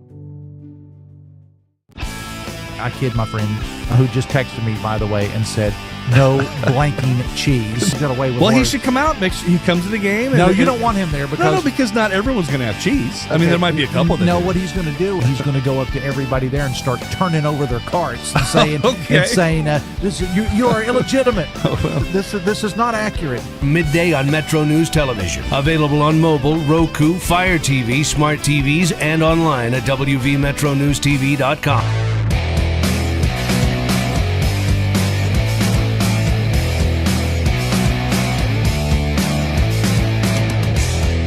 All right, 10 minutes till the hour. Here we are inside the huddle at the Willow Center across from Capitol High School talking about WVU football tonight. Something's going to happen, Matt. I'm smelling the popcorn. Same. Yeah, popcorn's out, so, I think there's more than that. I smell something delicious. Yeah, something is happening here. So let's get into the On This Date file, and we will start with the birthdays. And as always, we will start with the sports birthdays. And we got some pretty good sports birthdays today. How about the Admiral David Robinson, 61 years old today. Mike Greenberg from ESPN, 59 years old. Max Kellerman, you ought to go back to ESPN. Really, really good. 53 years old today. Andy Messerschmidt of the Angels, of the Dodgers, four-time All-Star. He's having a birthday today. Dale Ellis, 66, played at Tennessee, played in the league for a long time. Supersonics, the Nuggets, 5 other teams. From entertainment, M. Night Shyamalan, the film director, Signs, Sixth Sense, Unbreakable, 56 years old today. Let's see. Vinnie Vincent. Oh, man. Vinnie Vincent from Kiss. Vinnie Vincent's Invasion. He is 74 years old today. Birth anniversaries. Got a couple of good ones in sports. Ken Riley, Pro Football Hall of Fame corner for the Bengals. Born on this date in 1947. He died in early June of 2020 at the age of 72. And Bob Horner of the Braves, born on this date in 1957. He was the number 1 pick in the 1978 baseball draft. He was the Rookie of the Year for the Braves in the same year, one of a handful of players with 4 home runs in the same game. He did that in 1986. He died at the end of May 2026 at the age of 68. On this date from the movies, 1982, the movie Pink Floyd The Wall starring Bob Geldof opens. The memories. We don't need no education. The madness. We don't need no thought control. The music. Hey! Teacher! Believe it! Hit the wall! The movie. Oh, it's just a brick in the wall. The Wall. The wall. Rated M, now showing at the Barclay, a Greater Union Theater. There you go. Also, on this date from baseball, 1953, future Hall of Famer Ted Williams returns to the Red Sox from military service in Korea, ends an abbreviated season with a .407 batting average. He made a dramatic comeback after a hitch of flying jets in Korea, and this was the first time he swung a bat after his return. He had to wear leather gloves to protect his hands away from baseball for 2 years. Williams' batting style and swing have been copied by youngsters all over the world. He constantly studies the opposing pitchers to learn their motions.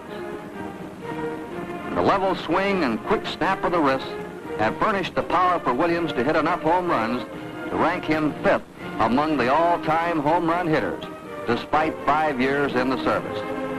And on this date from racing, 1961, Sterling Moss scores his 15th and final Formula One victory in the German Grand Prix. The Green Lotus, number 7, is still in front, and as the race goes on, Moss shows that he's untouchable on a circuit which calls for driving skill. And in spite of being underpowered by nearly 50 brake horsepower, Moss streaks home to win by 14 seconds. It's a great performance by Sterling Moss, and it brings him up to 3rd place in the Racing Drivers' World Championship. Once again, he shows the way home to the mighty Ferraris, who take 2nd and 3rd place. right, there you go. Sterling Moss wins the German Grand Prix on the state in 1961. 1973, a group of players inducted into the Baseball Hall of Fame include the late Roberto Clemente. And from the Olympics, 1984, Carl Lewis wins the long jump, his second of 4 gold medals in the LA Games. Oh, what a good jump. Absolutely spot on the board, and he allows himself a little smile. Such speed, and the way he converted that speed, and the end result, a jump way, way over 8 meters. 8 meters and 54 centimeters, 28 feet and a quarter of an inch. The world champion, and now double Olympic champion. And one more baseball note. On this date in 2006, the former infielder for the Charleston Wheelers, the Padres closer at the time, Trevor Hoffman, for MLB record 11th time in his career, records 30 or more saves in a season. It beats the mark by Lead Smith, baseball's all-time save leader. Our musical birthday to the break. Jerry Hollowell of the Spice Girls. Ginger having a birthday today. She's 54. The 5 things to know at 5 o'clock in sports are next.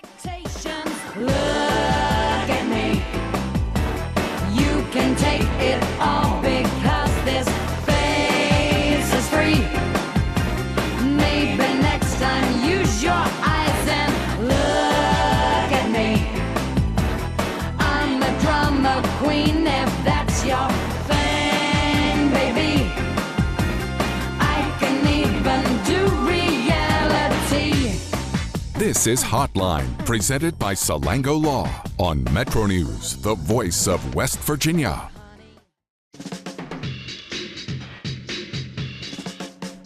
Morning, TJ Meadows. Good morning, sir. It's yet another beautiful day to be in pursuit of happiness, is it not? I like the optimism. Let's see if we can take care of that by the end of the show today, shall we? Any thoughts, Mr. Meadows? Talkline, available on mobile, Roku, Fire TV, smart TVs, and online at WVMetroNewsTV.com. Leading the efforts to build a stronger West Virginia, the High Technology Foundation has a proven plan to strengthen and diversify our state's economy. The I-79 Technology Park's high-capacity infrastructure continues to attract advanced federal operations that are driving economic growth. This keeps our young, educated residents in the state and brings West Virginians home. The High Technology Foundation, building a stronger West Virginia. Learn more today at WVHTF.org.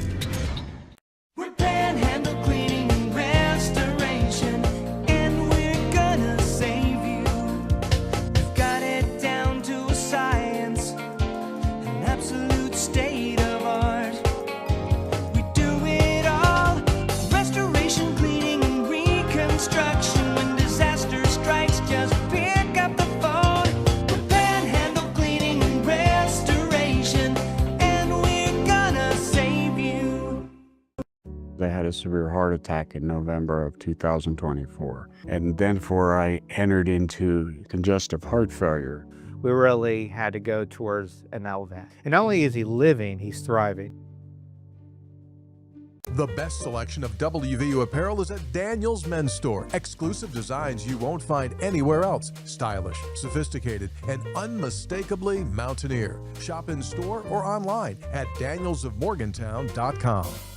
In 1914, the same year the first commercial flight soared and the Panama Canal opened, Greer Industries was born. Herbert and Agnes Greer began in Morgantown, West Virginia, striking the first pick into the limestone formation that would become the backbone of one of the state's great industrial legacies. From the roads we drive on, the buildings we build, and the communities we serve, Greer Industries has been delivering quality for decades. At Greer Industries, we've been improving lives for more than a century. You own a boat because you love spending time on the water. Choose the outboard that allows you to make the most of it. Honda Marine's legendary reliability, ease of maintenance, and powerful performance keep you going strong. Need a truck that's ready for work, weekends, and everything in between? Right now at Dan Cava GMC, get up to $10,000 off select new GMC Sierra 1500, or save up to $4,000 off all new GMC Canyon Elevations, offering bold styles, advanced technology, and everyday practicality. Come explore our all-new GMC Yukons, built for busy families and big adventures. All this and more at Dan Cava GMC in Bridgeport. Shop the world. 3 guys before the game. I love gear from events. Okay. When my daughter was little and participating in karate, I mean, we'd go up to Weir and be at an event. I'm like, right, what t-shirt we got? Available on Metro News Television. COPDfoundation.org.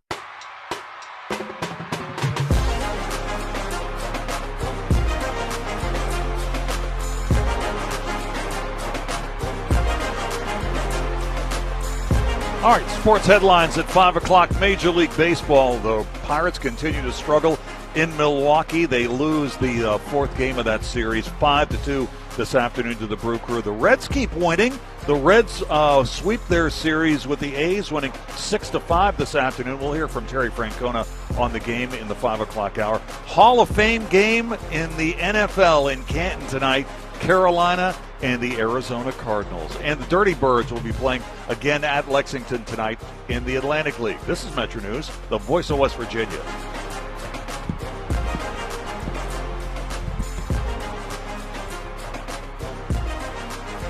This is Hotline, presented by Salango Law on Metro News, the voice of West Virginia.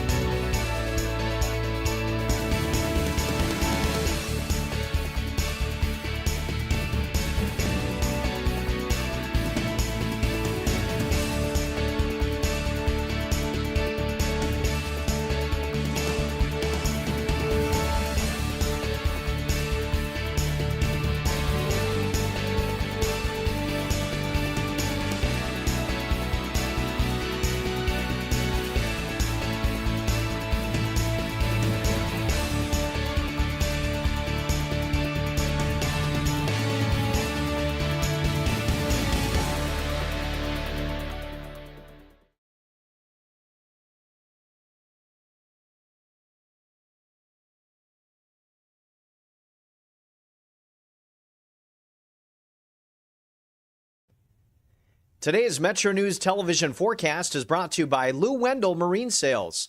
We sell family fun. Hi there. Looking at August 5th rain reports, Elkins had a daily record with more than 1.5 inches, close to 1 inch for Parkersburg, just over 3/4 of an inch for Morgantown, and similar estimates for Charleston, where we are missing data.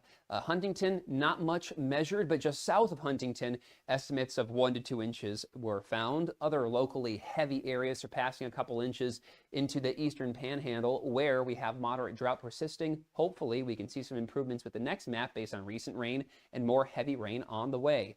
Additional localized higher amounts that could bring some flash flooding concerns possible for the next several days statewide. Accumulation through Monday night, at least 1/2 inch in the blues. The purple would be 1.5 inches or more. And once we add Tuesday and Wednesday, even more heavy rain is possible. So a lot of activity out there. Things quieting down somewhat once the sun goes down. Then more showers and storms Friday afternoon and evening. That could produce some locally heavy rainfall. FlyCRW forecast, it starts at home. Other stormy spots that you could be traveling to, D.C., Atlanta, New York, Orlando, a little quieter as you looked at Chicago.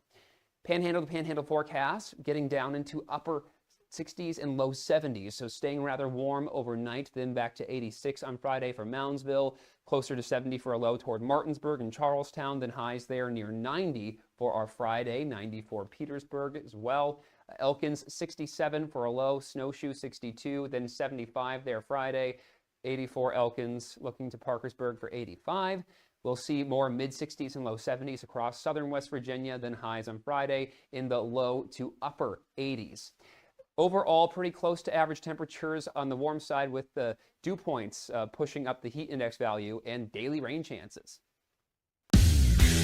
You own a boat because you love spending time on the water. Choose the outboard that allows you to make the most of it.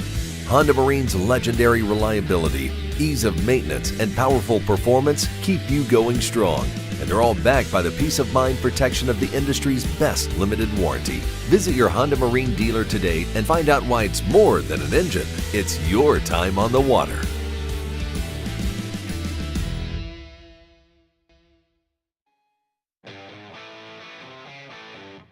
This is Metro News Hotline, presented by Salango Law. Metro News Hotline is a 3-hour audio tour Navigating the world of sports, news, entertainment, tech, and more. from a Mountain State point of view. Hotline is a no politics zone. You can join the conversation. Text the show at 304-825-5304. 304-TALK-304. Here's the host for Metro News Hotline, Dave Weekley.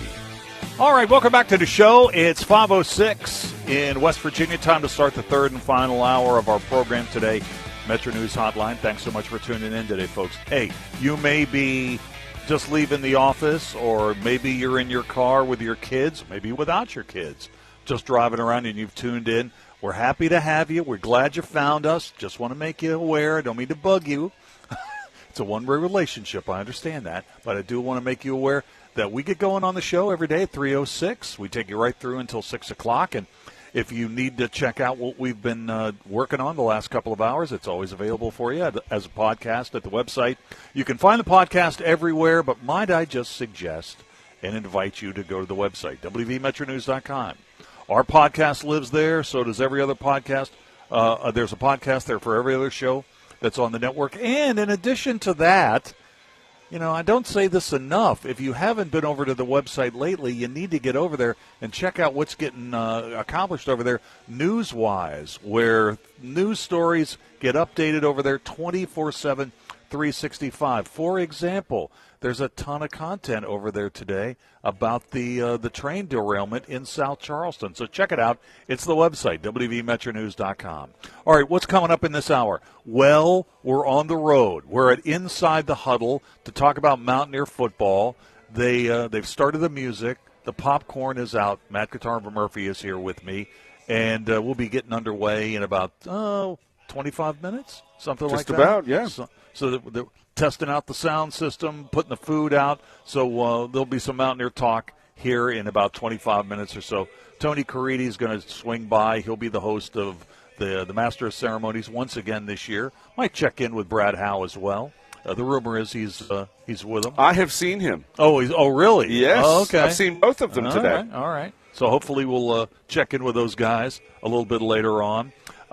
Amy Smith is going to be here in just a couple of minutes to talk about the financial markets. Now, we do a stock market check every day at 4:06 on the show, but I just like to carve out a couple of minutes every Thursday at the top of the 5 o'clock hour to talk about your stocks, any individual stocks, to take advantage of her expertise. So if you've got questions about your stocks or maybe just general thoughts about the overall direction of the financial markets, go ahead and send me a note on that. Text me at 304-TALK 304, 304-8255-304, and we'll get Amy's take on that. At 5:25 today, we'll play In or Out, and I think we're going to try to get some of the Mountaineer fans here in the building to swing in and be guests with us for that. That's always a lot of fun.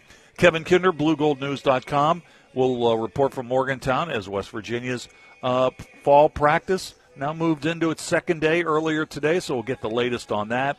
And then we'll get more of your responses to our question of the day. And since we are talking about Mountaineer football today, I thought a WVU football question might be appropriate, so that's what we're doing. And we've got a ton of response to this particular question. I think everybody who listens to our program on a regular basis could probably weigh in on this topic. It's a pretty easy one to understand. So the question of the day, and it is sponsored by Salango Law, what are some of the most memorable WVU football games you have ever attended in person?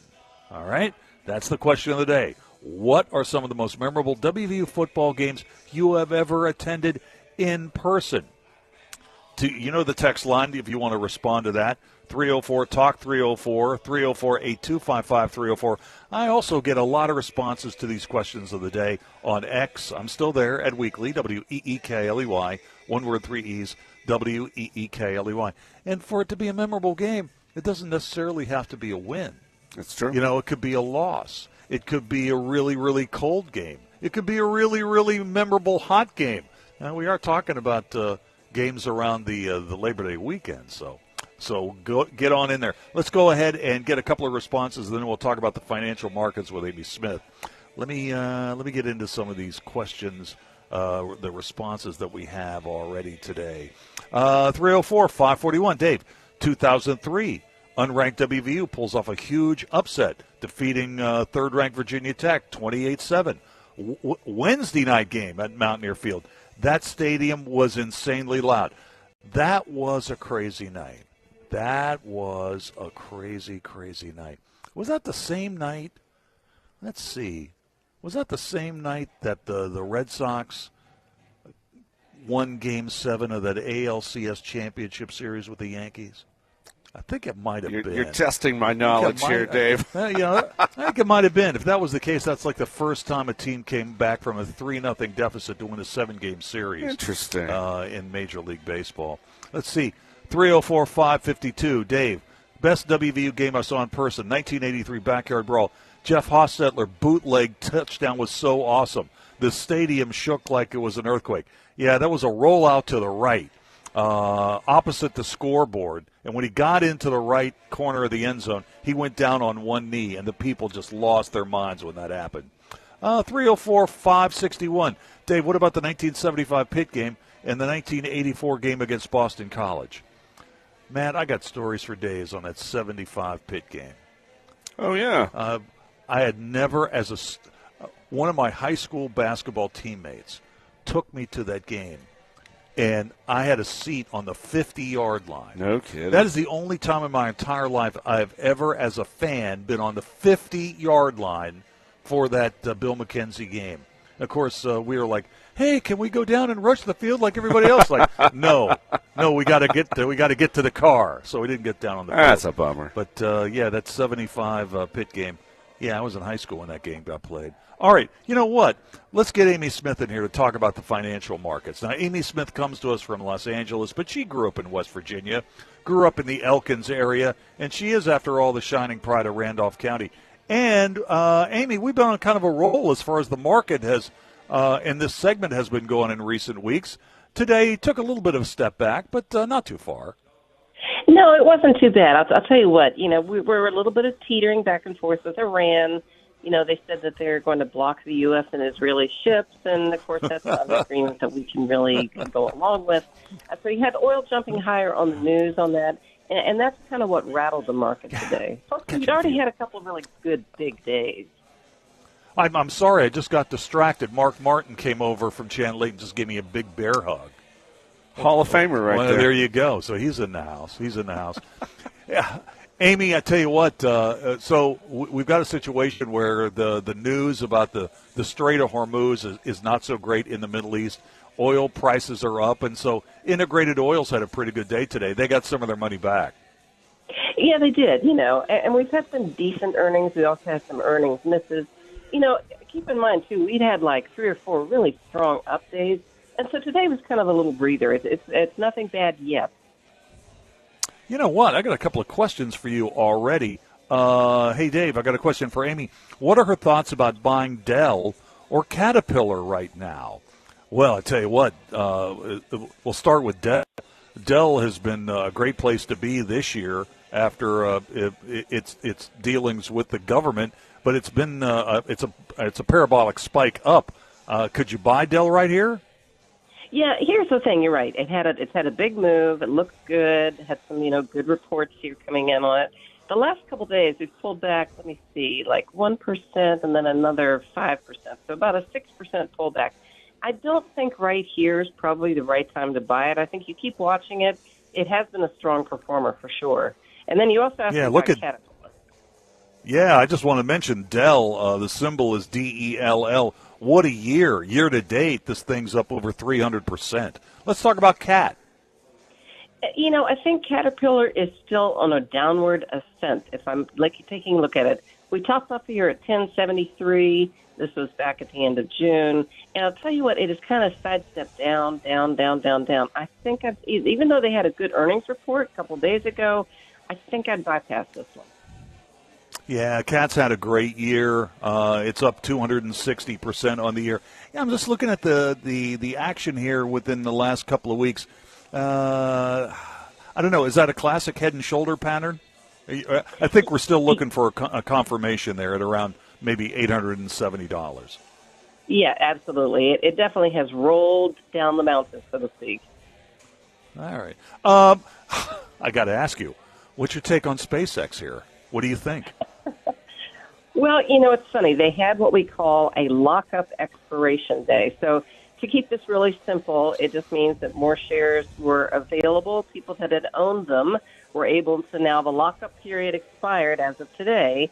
So 911 million shares, 20% of the restricted holdings of the early investors became eligible for sale. Now, the biggest thing here is, were all of them going to dump it on the market? And if they did that, it could have caused the price of the stock to go lower, but everyone can breathe a sigh of relief because a lot of them really didn't come to market, and the stock held up today. By the way, for our listeners who want Amy's opinion on a stock, you got time here for the next couple of minutes to send me a text message on that. 304-TALK, 304-384-8255, 304. Amy, let me ask you about Salesforce. I kind of felt that the news this week that perhaps Iran was trying to get into some of the water systems in the United States just brought home the fact that cybersecurity continues to be a big theme, and these stocks have really just had not just Salesforce, but Palo Alto as well.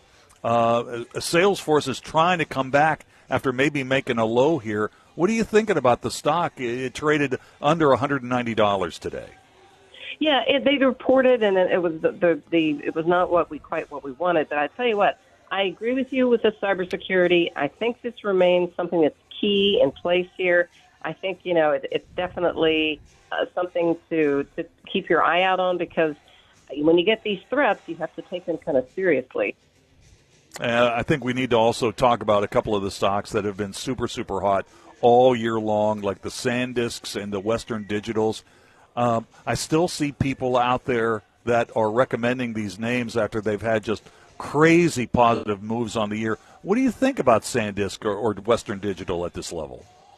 You know what? They both really sank. They're both really down today. I wouldn't. They sort of hit their peak. They got some profit taking that came into them. Again, I'm seeing these they have their peak right here, kind of the end of June. And then, I tell you, Dave, I'm just seeing these slip lower and lower. I would not go into either one of them. All right, I think the final stock we have time to talk about, I just want your opinion on Disney. I mean, so many people are holding this name. What are your thoughts on Disney after they reported this week? Well, I'll tell you what, Disney had a good story for a change. We were kind of happy about that. They topped their estimates. Their parks and streaming are doing really well. The experiences division was doing well. Parks, the cruise ships, they're up 10% year over year. The global themes are good. Everything here. Disney and Hulu, again, posted really good gains. The success of Toy Story 5, we cannot ignore that. It has surpassed $1 billion at the global box office. So, for a change, we can say Disney's looking kind of good here. We got a late note from a listener who wants to know about Vertiv. That the symbol on that is VRT, and that's a provider of infrastructure and services for data centers. What's the chart tell you when you take a look at Vertiv? Well, it's electrical power equipment. You're right. This one has come up off the bottom as actually just started moving at the end of July. It made kind of a nice move off the bottom. I would need this to get back up to prior resistance, maybe up above 350. But I think this one has moved off the bottom, so we keep our eye on it. All right, that's all we have time for today. Amy, thanks for coming on the show. Always enjoy talking about the financial markets with you. Have a great week, and we'll do this again next Thursday at 5 o'clock. My pleasure. See you next week, Dave. All right, Amy Smith. Long time at Investors Business Daily, long time follower of what goes on in the stock market, and she can read a chart, Matt, like nobody's business. Let's go ahead and take a quick break here. We'll play in or out when we come back. Stay tuned. Hi, my name is Daniel Callahan. I'm a project manager at Civil and Environmental Consultants. At CEC, I have the opportunity to lead projects across West Virginia, blending my technical skills with a team of experts and making a real impact. From planning to construction, we deliver results that help communities recover and thrive. Being an employee-owned company means that we all care deeply about our work. At CEC, we engineer progress in the great state of West Virginia. Find out what CEC can do for you. Visit cecinc.com. Ready to make this boating season unforgettable? Head to Lou Wendell Marine Sales, family owned and operated for over 40 years and West Virginia's largest Avalon pontoon dealer. Lou and his sons are boating experts from sales to service to repairs. And right now, their lot is packed with incredible inventory and some of the best deals of the season. Whether it's weekends on the lake or sunset cruises with the family, Lou Wendell Marine Sales has your perfect boat waiting. Because they don't just sell boats, they sell family fun. Visit LouWendellMarineSales.com today. You can call us at 800-765-8255. Text us at 304-825-5304. Or tweet at WEEKLEY. This is Hotline, presented by Salango Law on Metro News, the voice of West Virginia.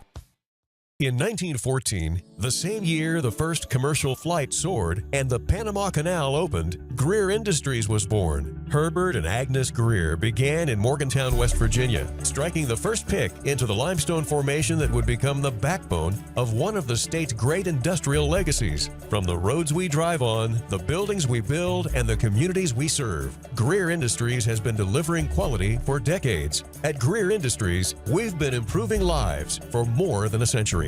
For over 20 years, Dan Cava Toyota World has been more than a dealership. We're family-owned, community-focused, and committed to taking care of our customers long after the sale. Our commitment doesn't stop when you drive off the lot. With factory-trained technicians and a service team you can trust, we're here to keep your vehicle running at its best for years to come. So when it's time to get your next vehicle, choose the dealership that's been serving the community for generations. Visit Dan Cava Toyota World in Fairmont. Shop the world. Leading the efforts to build a stronger West Virginia, the High Technology Foundation has a proven plan to strengthen and diversify our state's economy. The I-79 Technology Park's high-capacity infrastructure continues to attract advanced federal operations that are driving economic growth. This keeps our young, educated residents in the state and brings West Virginians home. The High Technology Foundation, building a stronger West Virginia. Learn more today at WVHTF.org. You own a boat because you love spending time on the water. Choose the outboard that allows you to make the most of it. Honda Marine's legendary reliability, ease of maintenance, and powerful performance keep you going strong. And they're all backed by the peace of mind protection of the industry's best limited warranty. Visit your Honda Marine dealer today and find out why it's more than an engine. It's your time on the water.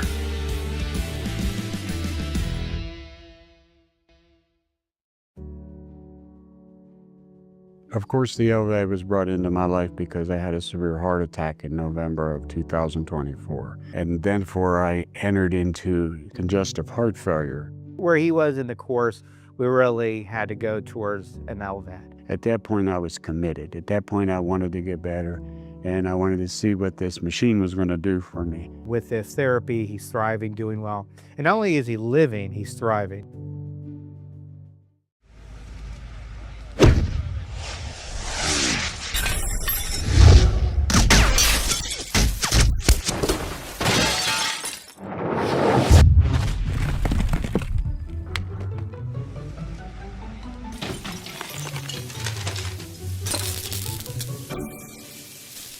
I'm Sean Kovich, Mountaineer Golf Coach. When disaster strikes your home, business, or golf game, call the restoration company the Mountaineers call. Panhandle Cleaning and Restoration. At Daniels Men's Store, exceptional style begins with a curated selection and finishes with a flawless fit. When it's time to buy a suit, Daniels is here to make sure yours is one of a kind. Discover tailored suits you'll only find in store at Daniels. We're going to do public math, so it's 31 divided by 4. Yeah, just under 8 per win. Just mark it down. Put Tony and I down for 8, Coach Hunter. Put us on the prediction show for 8. We already got it. There's the math. Just go. Sportsline on Metro News Television.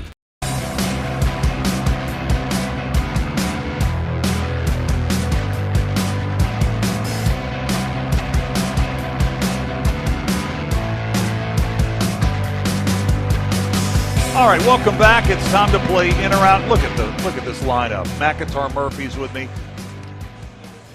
Jennings Starcher is here, and Mark Martin, the Hall of Famer. Mark, how many Hall of Fames are you in, man? It's probably like a lot more than I deserve to be in.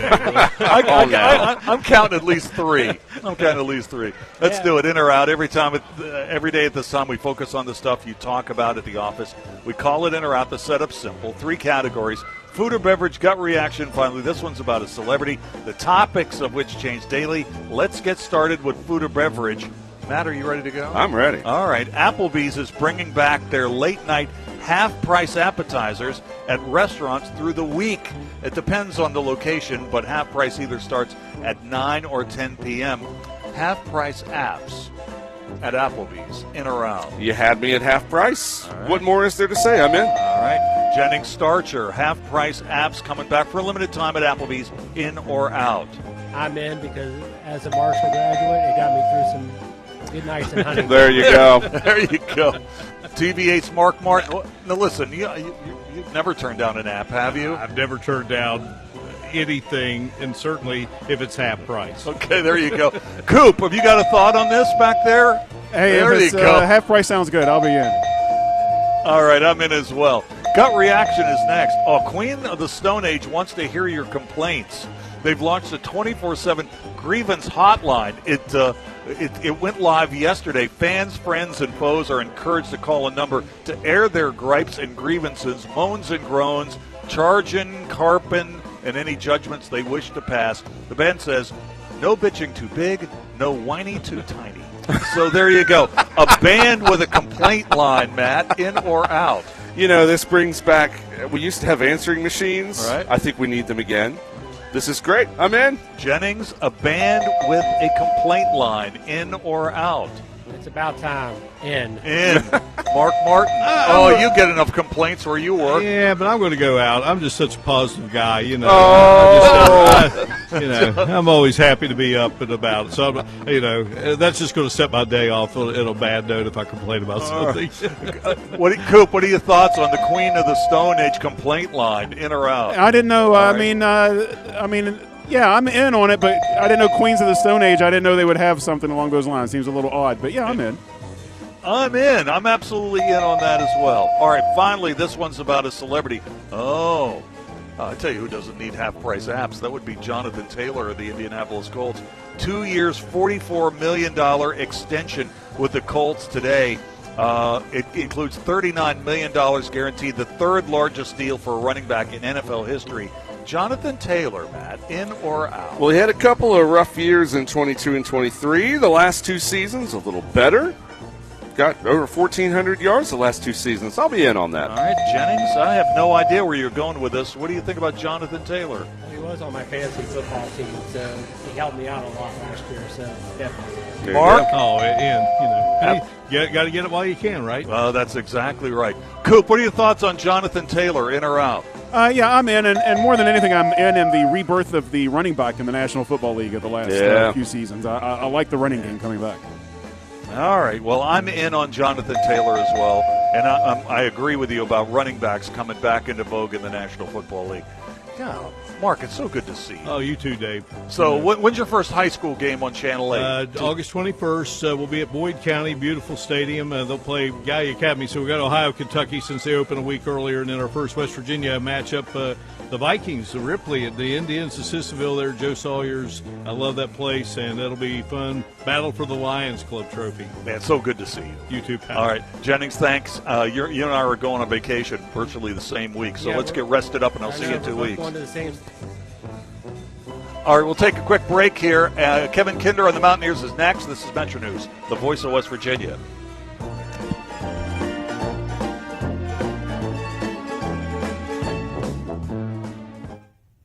Today's Metro News television forecast is brought to you by Lou Wendell Marine Sales.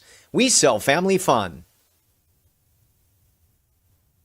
Hi there. Looking at August 5th rain reports, Elkins had a daily record with more than 1.5 inches, close to 1 inch for Parkersburg, just over 3/4 of an inch for Morgantown, and similar estimates for Charleston, where we are missing data. Huntington, not much measured, but just south of Huntington, estimates of 1 to 2 inches were found. Other locally heavy areas surpassing a couple inches into the eastern panhandle, where we have moderate drought persisting. Hopefully, we can see some improvements with the next map based on recent rain and more heavy rain on the way.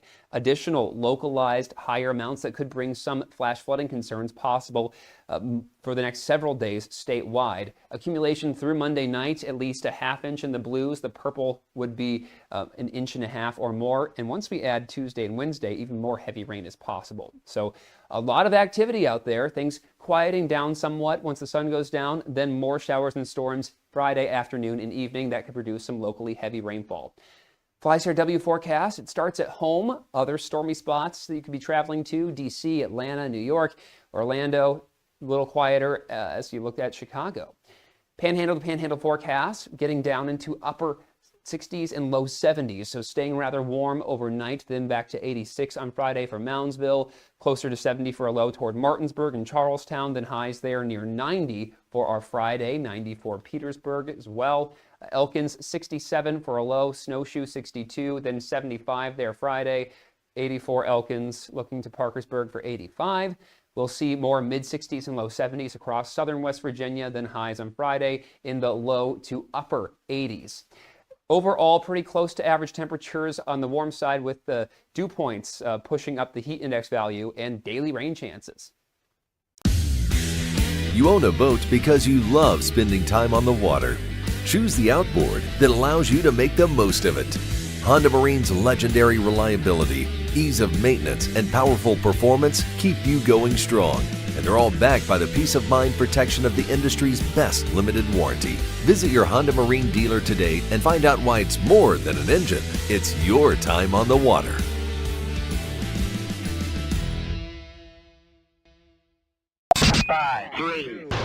I love the state of West Virginia. I've met some of my best friends. I'm excited to be back. I still have my pickup truck. I still have four-wheel drive. One of the ladies asked me in the forum if I know how to drive in the snow. I told her, oh yeah, I spent 5 years in Elkins. See, that's one of those things. Now that you're coming to Fairmont, you've handled the Elkins winter. Yeah, if you can handle Randolph County. I mean, you're moving. This is basically coming back to Florida here when you get to Fairmont. I mean, this is easy. It's going to be a breeze. Sportsline on Metro News Television. If it matters in West Virginia, it's being talked about here. Gentlemen, I could not care less if you read this message. All right, moving on to the next one. 304 Talk 304. Well, they said it, not me. Oh, it's terrible. Read the guy's phone. Maybe I will, maybe I won't. Join Dave Wilson and TJ Meadows Monday through Friday for Talk Line. Available on mobile, Roku, Fire TV, smart TVs, and online at WVMetroNewsTV.com.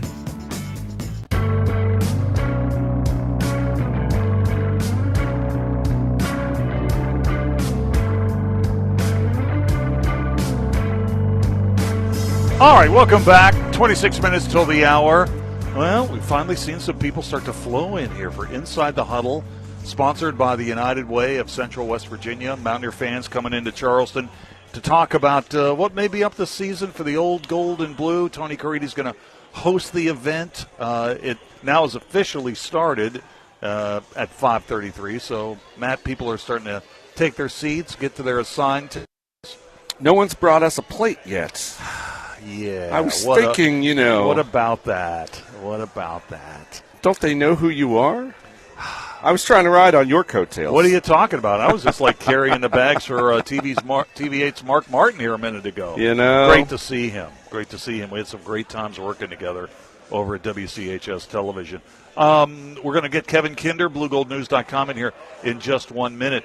But because we are here for Inside the Huddle and talking about Mountaineer football, probably a good time to roll out a question of the day that has to do with the Mountaineers. So that's what we're doing today. And we've had a really, really good response to this question, as you might imagine. Question of the day having to do with WVU football. It's sponsored by Salango Law.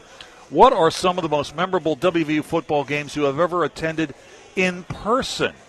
What are some of the most memorable WVU football games you have ever attended in person? To respond, you can text those in, and a bunch of you already have. 304-TALK-304. That's 304-8255-304. Tweet me. I'm on Exit Weekly, WEEKLEY. One word, 3 E's, WEEKLEY. Let me get a couple more responses to this particular question today. Oh, man, we have got a ton of responses to this. Let's see. 304-541. Oh, by the way, we're also getting responses. There's a great article today at ESPN.com about the 10 biggest supervillains of college football. And 304-541. Here's one. In WVU history, the number one supervillain, Joe Paterno. Oh. Joe Paterno of Penn State. Okay, yeah. I mean, that dude.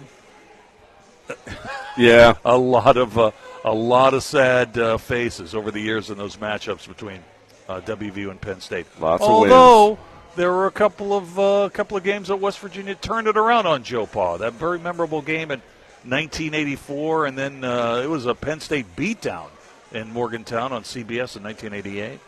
Let's see, 681-214. Dave, obviously Louisville at home, 2005. I'm a Morgantown native. I stayed the entire game. Well, there you go. There you go. Where you got to be? By the way, I've always kind of wondered about traffic. That. Sit in traffic. Here you go. There's another person calling that game their most memorable. 304-552. Dave, all the overtimes in that Louisville game, we came back and won that game. 304-951. Hey, Dave and Coop. Easy. The 1984 Boston College game. Flutie never beat us. Two of the guys I was with rushed the field. I remember that day in 84. That season, I was also the voice of Salem College. They had football back in those days. Oh, that's right. So I called a Salem College game, and I think that was a late afternoon start at BC against BC. The game was in Morgantown. I think that may have been a 3:30 start for television. Anyway, I called that game at Salem, drove to Morgantown, and got there in time for the second half. Nice. And they used to park the media in the law school lot. So I think they still do. So there was no media bus. So I had to carry all my equipment from the lot all the way down to the field. But it didn't matter. At least it's downhill going in. Yeah, that's true. But it didn't matter because West Virginia won the game. Enough of memory lane. Let's get Kevin Kinder, BlueGoldNews.com, into the mix. Hey, Kevin, what was the first WVU game you can remember ever attending in person? First WVU game I ever attended was in 1975. 1975. Yep, I was middle school, junior high school at the time. Yeah, so, it wasn't a pit game. Oh, yeah. It wasn't a pit game, though, right? No, I can't even remember who it was. And, obviously some of these games always stick out. For some reason, this one always sticks in my head, and I have no idea why. 1978, West Virginia beats Richmond 14-12 because the Spiders fumbled as they were setting up for a winning field goal. And I was still young then, still, just blindly rooting and everything. That was one of only 2 West Virginia wins this year. I have no idea why that sticks in my head, but it always has. Well, for one of the reasons, it was at the old stadium, right? So those Correct. games before they opened Mountaineer Field, those are kind of significant because the Mountaineer Field was right downtown, right in the middle of Sunnyside back in those days. Yeah, it was a lot of fun. We would park at the engineering building, catch the PRT. At that time, engineering was the end of the PRT on that side. Ride it to the downtown, to the Beecher station, and walk to the game. So what's your reaction to the news today? It's confirmed that WVU and North Carolina will be playing in basketball in Charlotte on November 27th. That should be a pretty exciting situation. The Mountaineers and the Heels haven't played each other in, 60-plus years? That's right, and West Virginia still has never lost to the Tar Heels, so got something on the line there. Unfortunately, it's a scheduling dilemma for me because the football team plays at Utah that weekend, so another painful decision to make for me and for us in coverage. But, one thing you certainly cannot accuse West Virginia of having a soft schedule or ducking anybody this year. Their schedule is going to be really tough. Well, here's the thing. Here you go, Matt. Here's kind of a good trivia question. Now, West Virginia hasn't played against North Carolina in 60-plus years, but Carolina has played in the Coliseum. Carolina played in the Coliseum when WVU held the NCAA Eastern Regionals there, played South Carolina.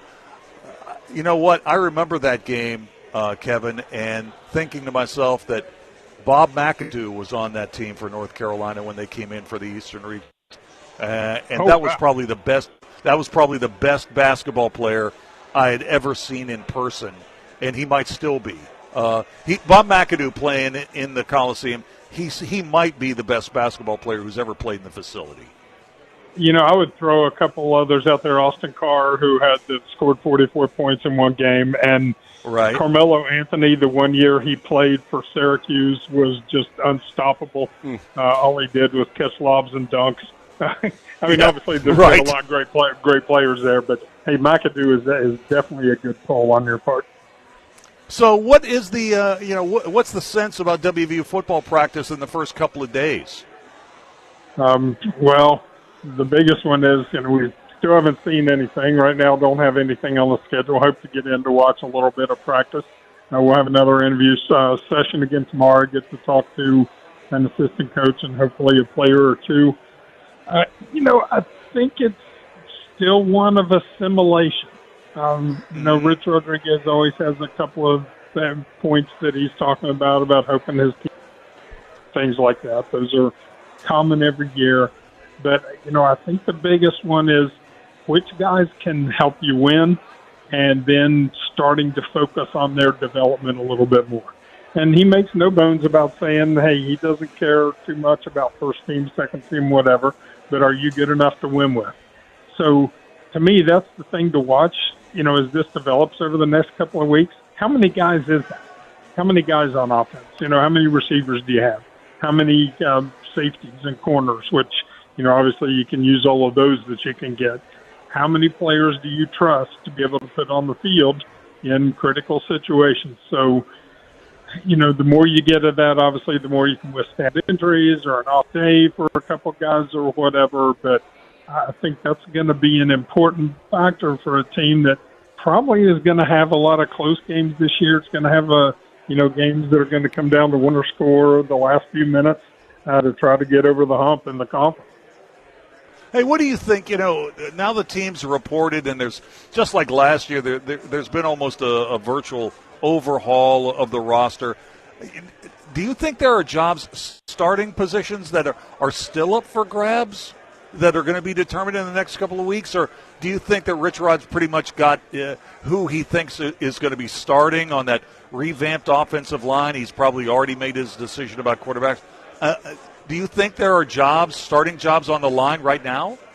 I do, just because, a lot of those guys are really getting out on the field for the first time. You had some of them there in the spring and whatever, but you got a lot of new guys. You got freshmen that you've got to look at.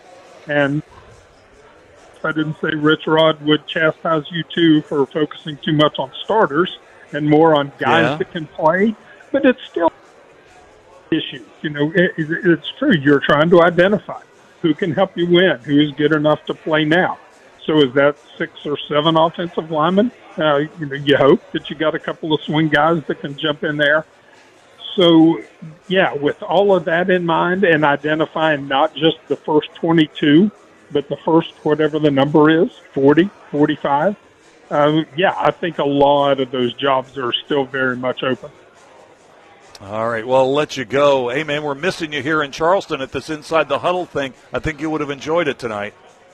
Oh, I'm sure I would have interviews, tomorrow at noon. Always have a lot of work coming out of doing that. So didn't make the trip down this time, but definitely hope to in the future. Hey, I'll catch you soon. Thanks for joining us. Kevin Kinder, BlueGoldNews.com. And the crowd continues to file in. Look at all the grub. Yeah. Look at all the grub. Oh, my goodness. I can smell it. Yeah, it's pretty good. All right, let's take a break. It's been a busy day in baseball. A couple of other things we need to get to. We'll do that when we come back. Stay tuned. This is Hotline, presented by Salango Law on Metro News, the voice of West Virginia.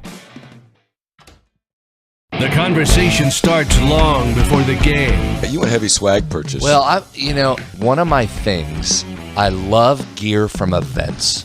Okay. I just love. That's a thing. I gotta go get gear. Well, you're not alone, because there's a lot of people. A lot of people. When my daughter was little and participating in karate, we'd go up to Weir and be at an event. I'm like, right, I'm a T-shirt we got. Let's get a T-shirt for Let's get a T-shirt. 3 guys before the game. Available on Metro News Television. You own a boat because you love spending time on the water. Choose the outboard that allows you to make the most of it. Honda Marine's legendary reliability, ease of maintenance, and powerful performance keep you going strong.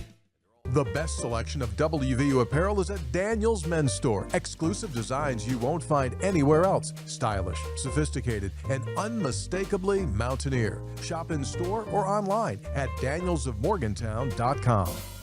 Leading the efforts to build a stronger West Virginia, the High Technology Foundation has a proven plan to strengthen and diversify our state's economy. The I-79 Technology Park's high-capacity infrastructure continues to attract advanced federal operations that are driving economic growth. This keeps our young, educated residents in the state and brings West Virginians home. The High Technology Foundation, building a stronger West Virginia. Learn more today at WVHTF.org. For over 20 years, Dan Cava Toyota World has been more than a dealership. We're family-owned, community-focused, and committed to taking care of our customers long after the sale. Visit Dan Cava Toyota World in Fairmont. Shop the world. We're Panhandle Cleaning and Restoration, and we're gonna save you. We've got it down to a science, an absolute state of art. We do it all, restoration, cleaning, and reconstruction. When disaster strikes, just pick up the phone. We're Panhandle Cleaning and Restoration, and we're gonna save you. I had a severe heart attack in November of 2024. And then I entered into congestive heart failure. We really had to go towards an LVAD. And not only is he living, he's thriving. In 1914, the same year the first commercial flight soared and the Panama Canal opened, Greer Industries was born. Herbert and Agnes Greer began in Morgantown, West Virginia, striking the first pick into the limestone formation that would become the backbone of one of the state's great industrial legacies. From the roads we drive on, the buildings we build, and the communities we serve, Greer Industries has been delivering quality for decades. At Greer Industries, we've been improving lives for more than a century. Okay, so we're going to do public math. So he won 9 his second year at West Virginia, 5 his second year at Michigan, 8 his second year at Arizona, second year at Jack State, He won 9, so it's 31 divided by 4. Yeah, just under 8 per win or per season. So there you go, Hunter. You can just forget about everything else and just mark it down. Put Tony and I down for 8, Coach Hunter. Put us on the prediction show for 8. We already got it. Sportsline on Metro News Television.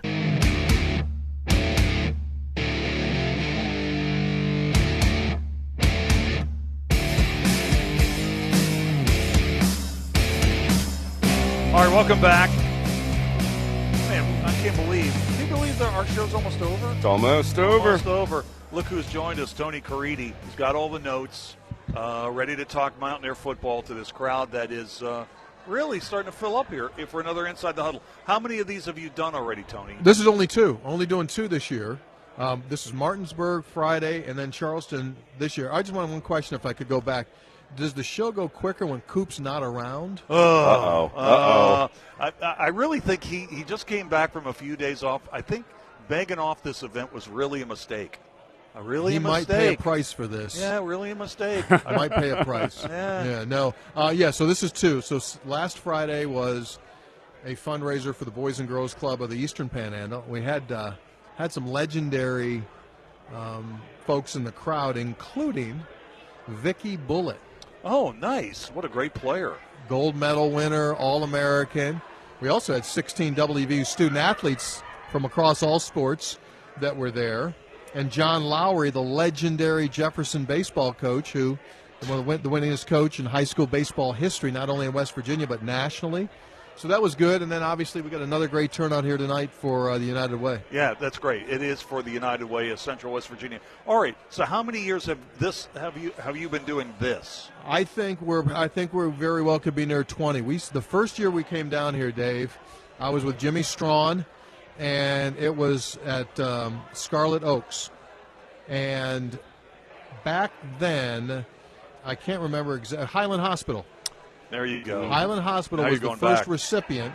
And so we started doing it, and we've continued to do it. And Charleston would be the longest lasting one. We've done them at various places. Yeah, I remember it was at the Marriott, Ball Toyota. I don't know. I think this setup is really nice. This is a nice place. Yeah, it's really, really nice. So if you're on your way from work and you're trying to still get over here, I mean, the thing just started like 15 minutes ago. If you've gone by Capitol High School, you've gone too far. Okay? When you climb the hill on the right, that's where the turn is, and when you see it, you're thinking, man, that's too steep. No, that's where you need to go. So how long is your presentation? Well, to be quite honest with you, it varies. The one thing that's changed, this used to be only football. And I'll be honest with you, I'll talk men and women's basketball tonight, and I'll do WVU baseball as well. And one of the reasons why, I think, Dave, is because those seasons don't seem to end. Yeah. Mm-hmm. Right? Basketball is off right now for 2 weeks, but they've been going all summer. Women's basketball, same thing. They've been going all summer. They're off now until school starts on the 17th. Baseball, where it just seems like they just ended. Fall ball starts as soon as they get back. Those rosters, I think one of the reasons why is because the roster reshuffling nowadays makes them a new story all of the time. So I think you have to kind of spend some time. What's your reaction to this news that today it's now confirmed that West Virginia is going to play Carolina in Charlotte on November 27th? It bums me out because I won't be able to be there. I knew that was coming. That's the same day we play Utah in football. It's so funny. I was just telling Kevin Kinder, we're talking about the fact that West Virginia and Carolina haven't played in like 60-plus years. Yeah. But I mentioned to him that when WVU hosted the Eastern Regionals in the early 70s, Carolina was there, and Bob McAdoo was on that team. Oh, wow. So he's played in the Coliseum. And I know you're a Braves fan, a Buffalo Braves fan, so you probably saw McAdoo, right? I saw Bob McAdoo, grew up watching Bob McAdoo. I do what I do today because of the Buffalo Braves. I mean, that was my thing growing up as a little kid. I'd go to bed listening to the Buffalo Braves and the Buffalo Sabres. And the PA announcer at the auditorium in Buffalo, when Bob McAdoo would score, he would say, 2 for McAdoo. He was a fantastic the first player from Dean Smith's era that left early. That's right. And I believe the Bob McAdoo may have also been Dean Smith's first junior college transfer. That's correct. Yeah. So, and I contended to Kevin, we probably need to put a list together. He may be the best player that's ever played inside the Coliseum. It would be a good one. Well, boy, I tell you what now, Dave. Allen Iverson. I know. It would be worth. It's a conversation. It would be worth a sit down to figure out names, but he'd be up there. Yeah. Who controls the radio when you and Brad are together in the car? When Brad and I? Yeah. I tell you what, we just came down. It was mostly phone calls all the way down. Right. The music was kind of like I was streaming, but it was like in the background. It was mostly phone calls. Yeah. He doesn't strike me as the kind of guy who listens to a lot of music. No, he's not. Now, however, he's gotten onto this country thing because of his daughters. Oh, okay. His daughters are in love with Morgan Wallen. He's seen Morgan Wallen in Soldier Field, at Notre Dame Stadium.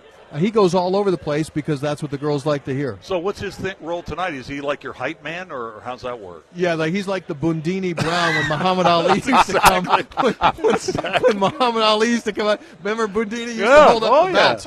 He waved the belt out. The champ.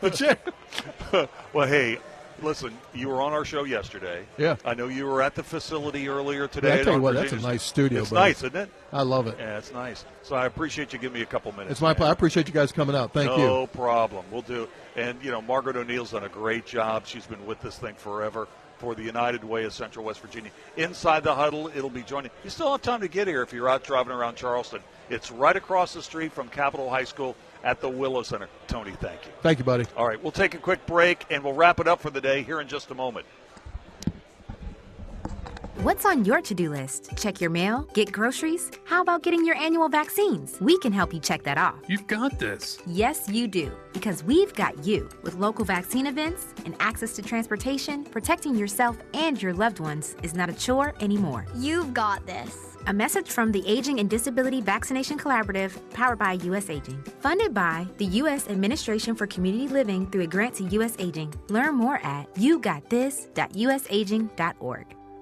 Children are the greatest joy and our best hope for a better future. Friends, they are the future. But did you know that millions of kids are facing hunger every day? Food is not just food. It's energy, health, confidence, hope, and even love. Yes, love. Thank you! Learn more about how No Kid Hungry is helping end child hunger in America at helpnokidhungry.org. The YMCA is just a starting line, for the true self blooms only when we find our purpose, what makes us tick below the surface. My why is diversity and unity, a safe space in my community, living with sincerity, giving every day my everything. With my why, I stand strong, seen and supported all along. It's a million faces in a mirror and everyone belongs. Find your why. Learn more at ymca.org for a better us. Ask yourself what you will miss more, your children or cigarettes. As long as I can remember, my mother smoked. She died from lung cancer when I was 16. I could not take the chance of continuing smoking and not being here for my daughter. I know how much I needed my mom still, and I didn't realize it until I had lost her.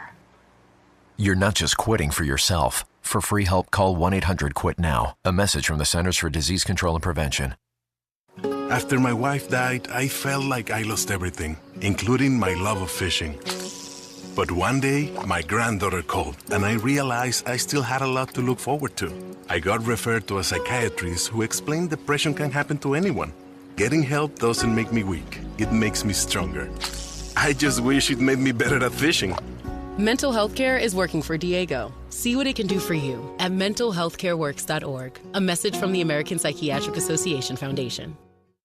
No young person should ever have to worry about having a safe place to sleep at night, or whether anyone cares about them. But the reality is, 1 in 10 young adults will experience a form of homelessness this year. For over 50 years, Covenant House has been helping youth in crisis and giving them the support and tools they need to succeed in life. To learn more, go to covenanthouse.org today. Thank you for caring. Babes, what are you doing? What? I'm just mowing the lawn. No, it's blazing hot and dry out here.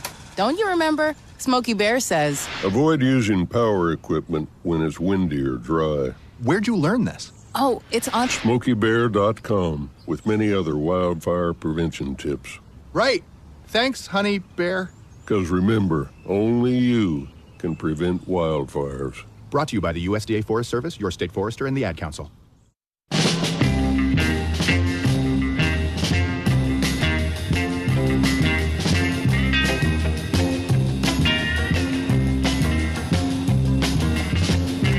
All right, folks, that is going to do it for today's show. We thank you so much for listening and sending your answers to our question of the day and more. And we want to thank all the fine folks at the United Way of Central West Virginia for letting us sit in here today at Inside the Huddle at the Willow Center right across from Capitol High School. Stay tuned for the news at the top of the hour. Sportsline is on the other side. My name is Dave Weekley. I'm going on vacation for a couple of days, but I'll be back real soon. Have fun. Real soon. And I'll talk to you when I get back. Don't forget the show's on tomorrow beginning at 3:06 right here on Metro News, the voice of West Virginia.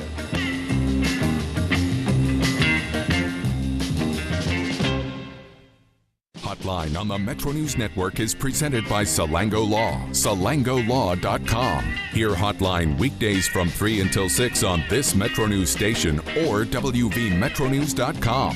Visit the site or your favorite podcast service for past shows and features.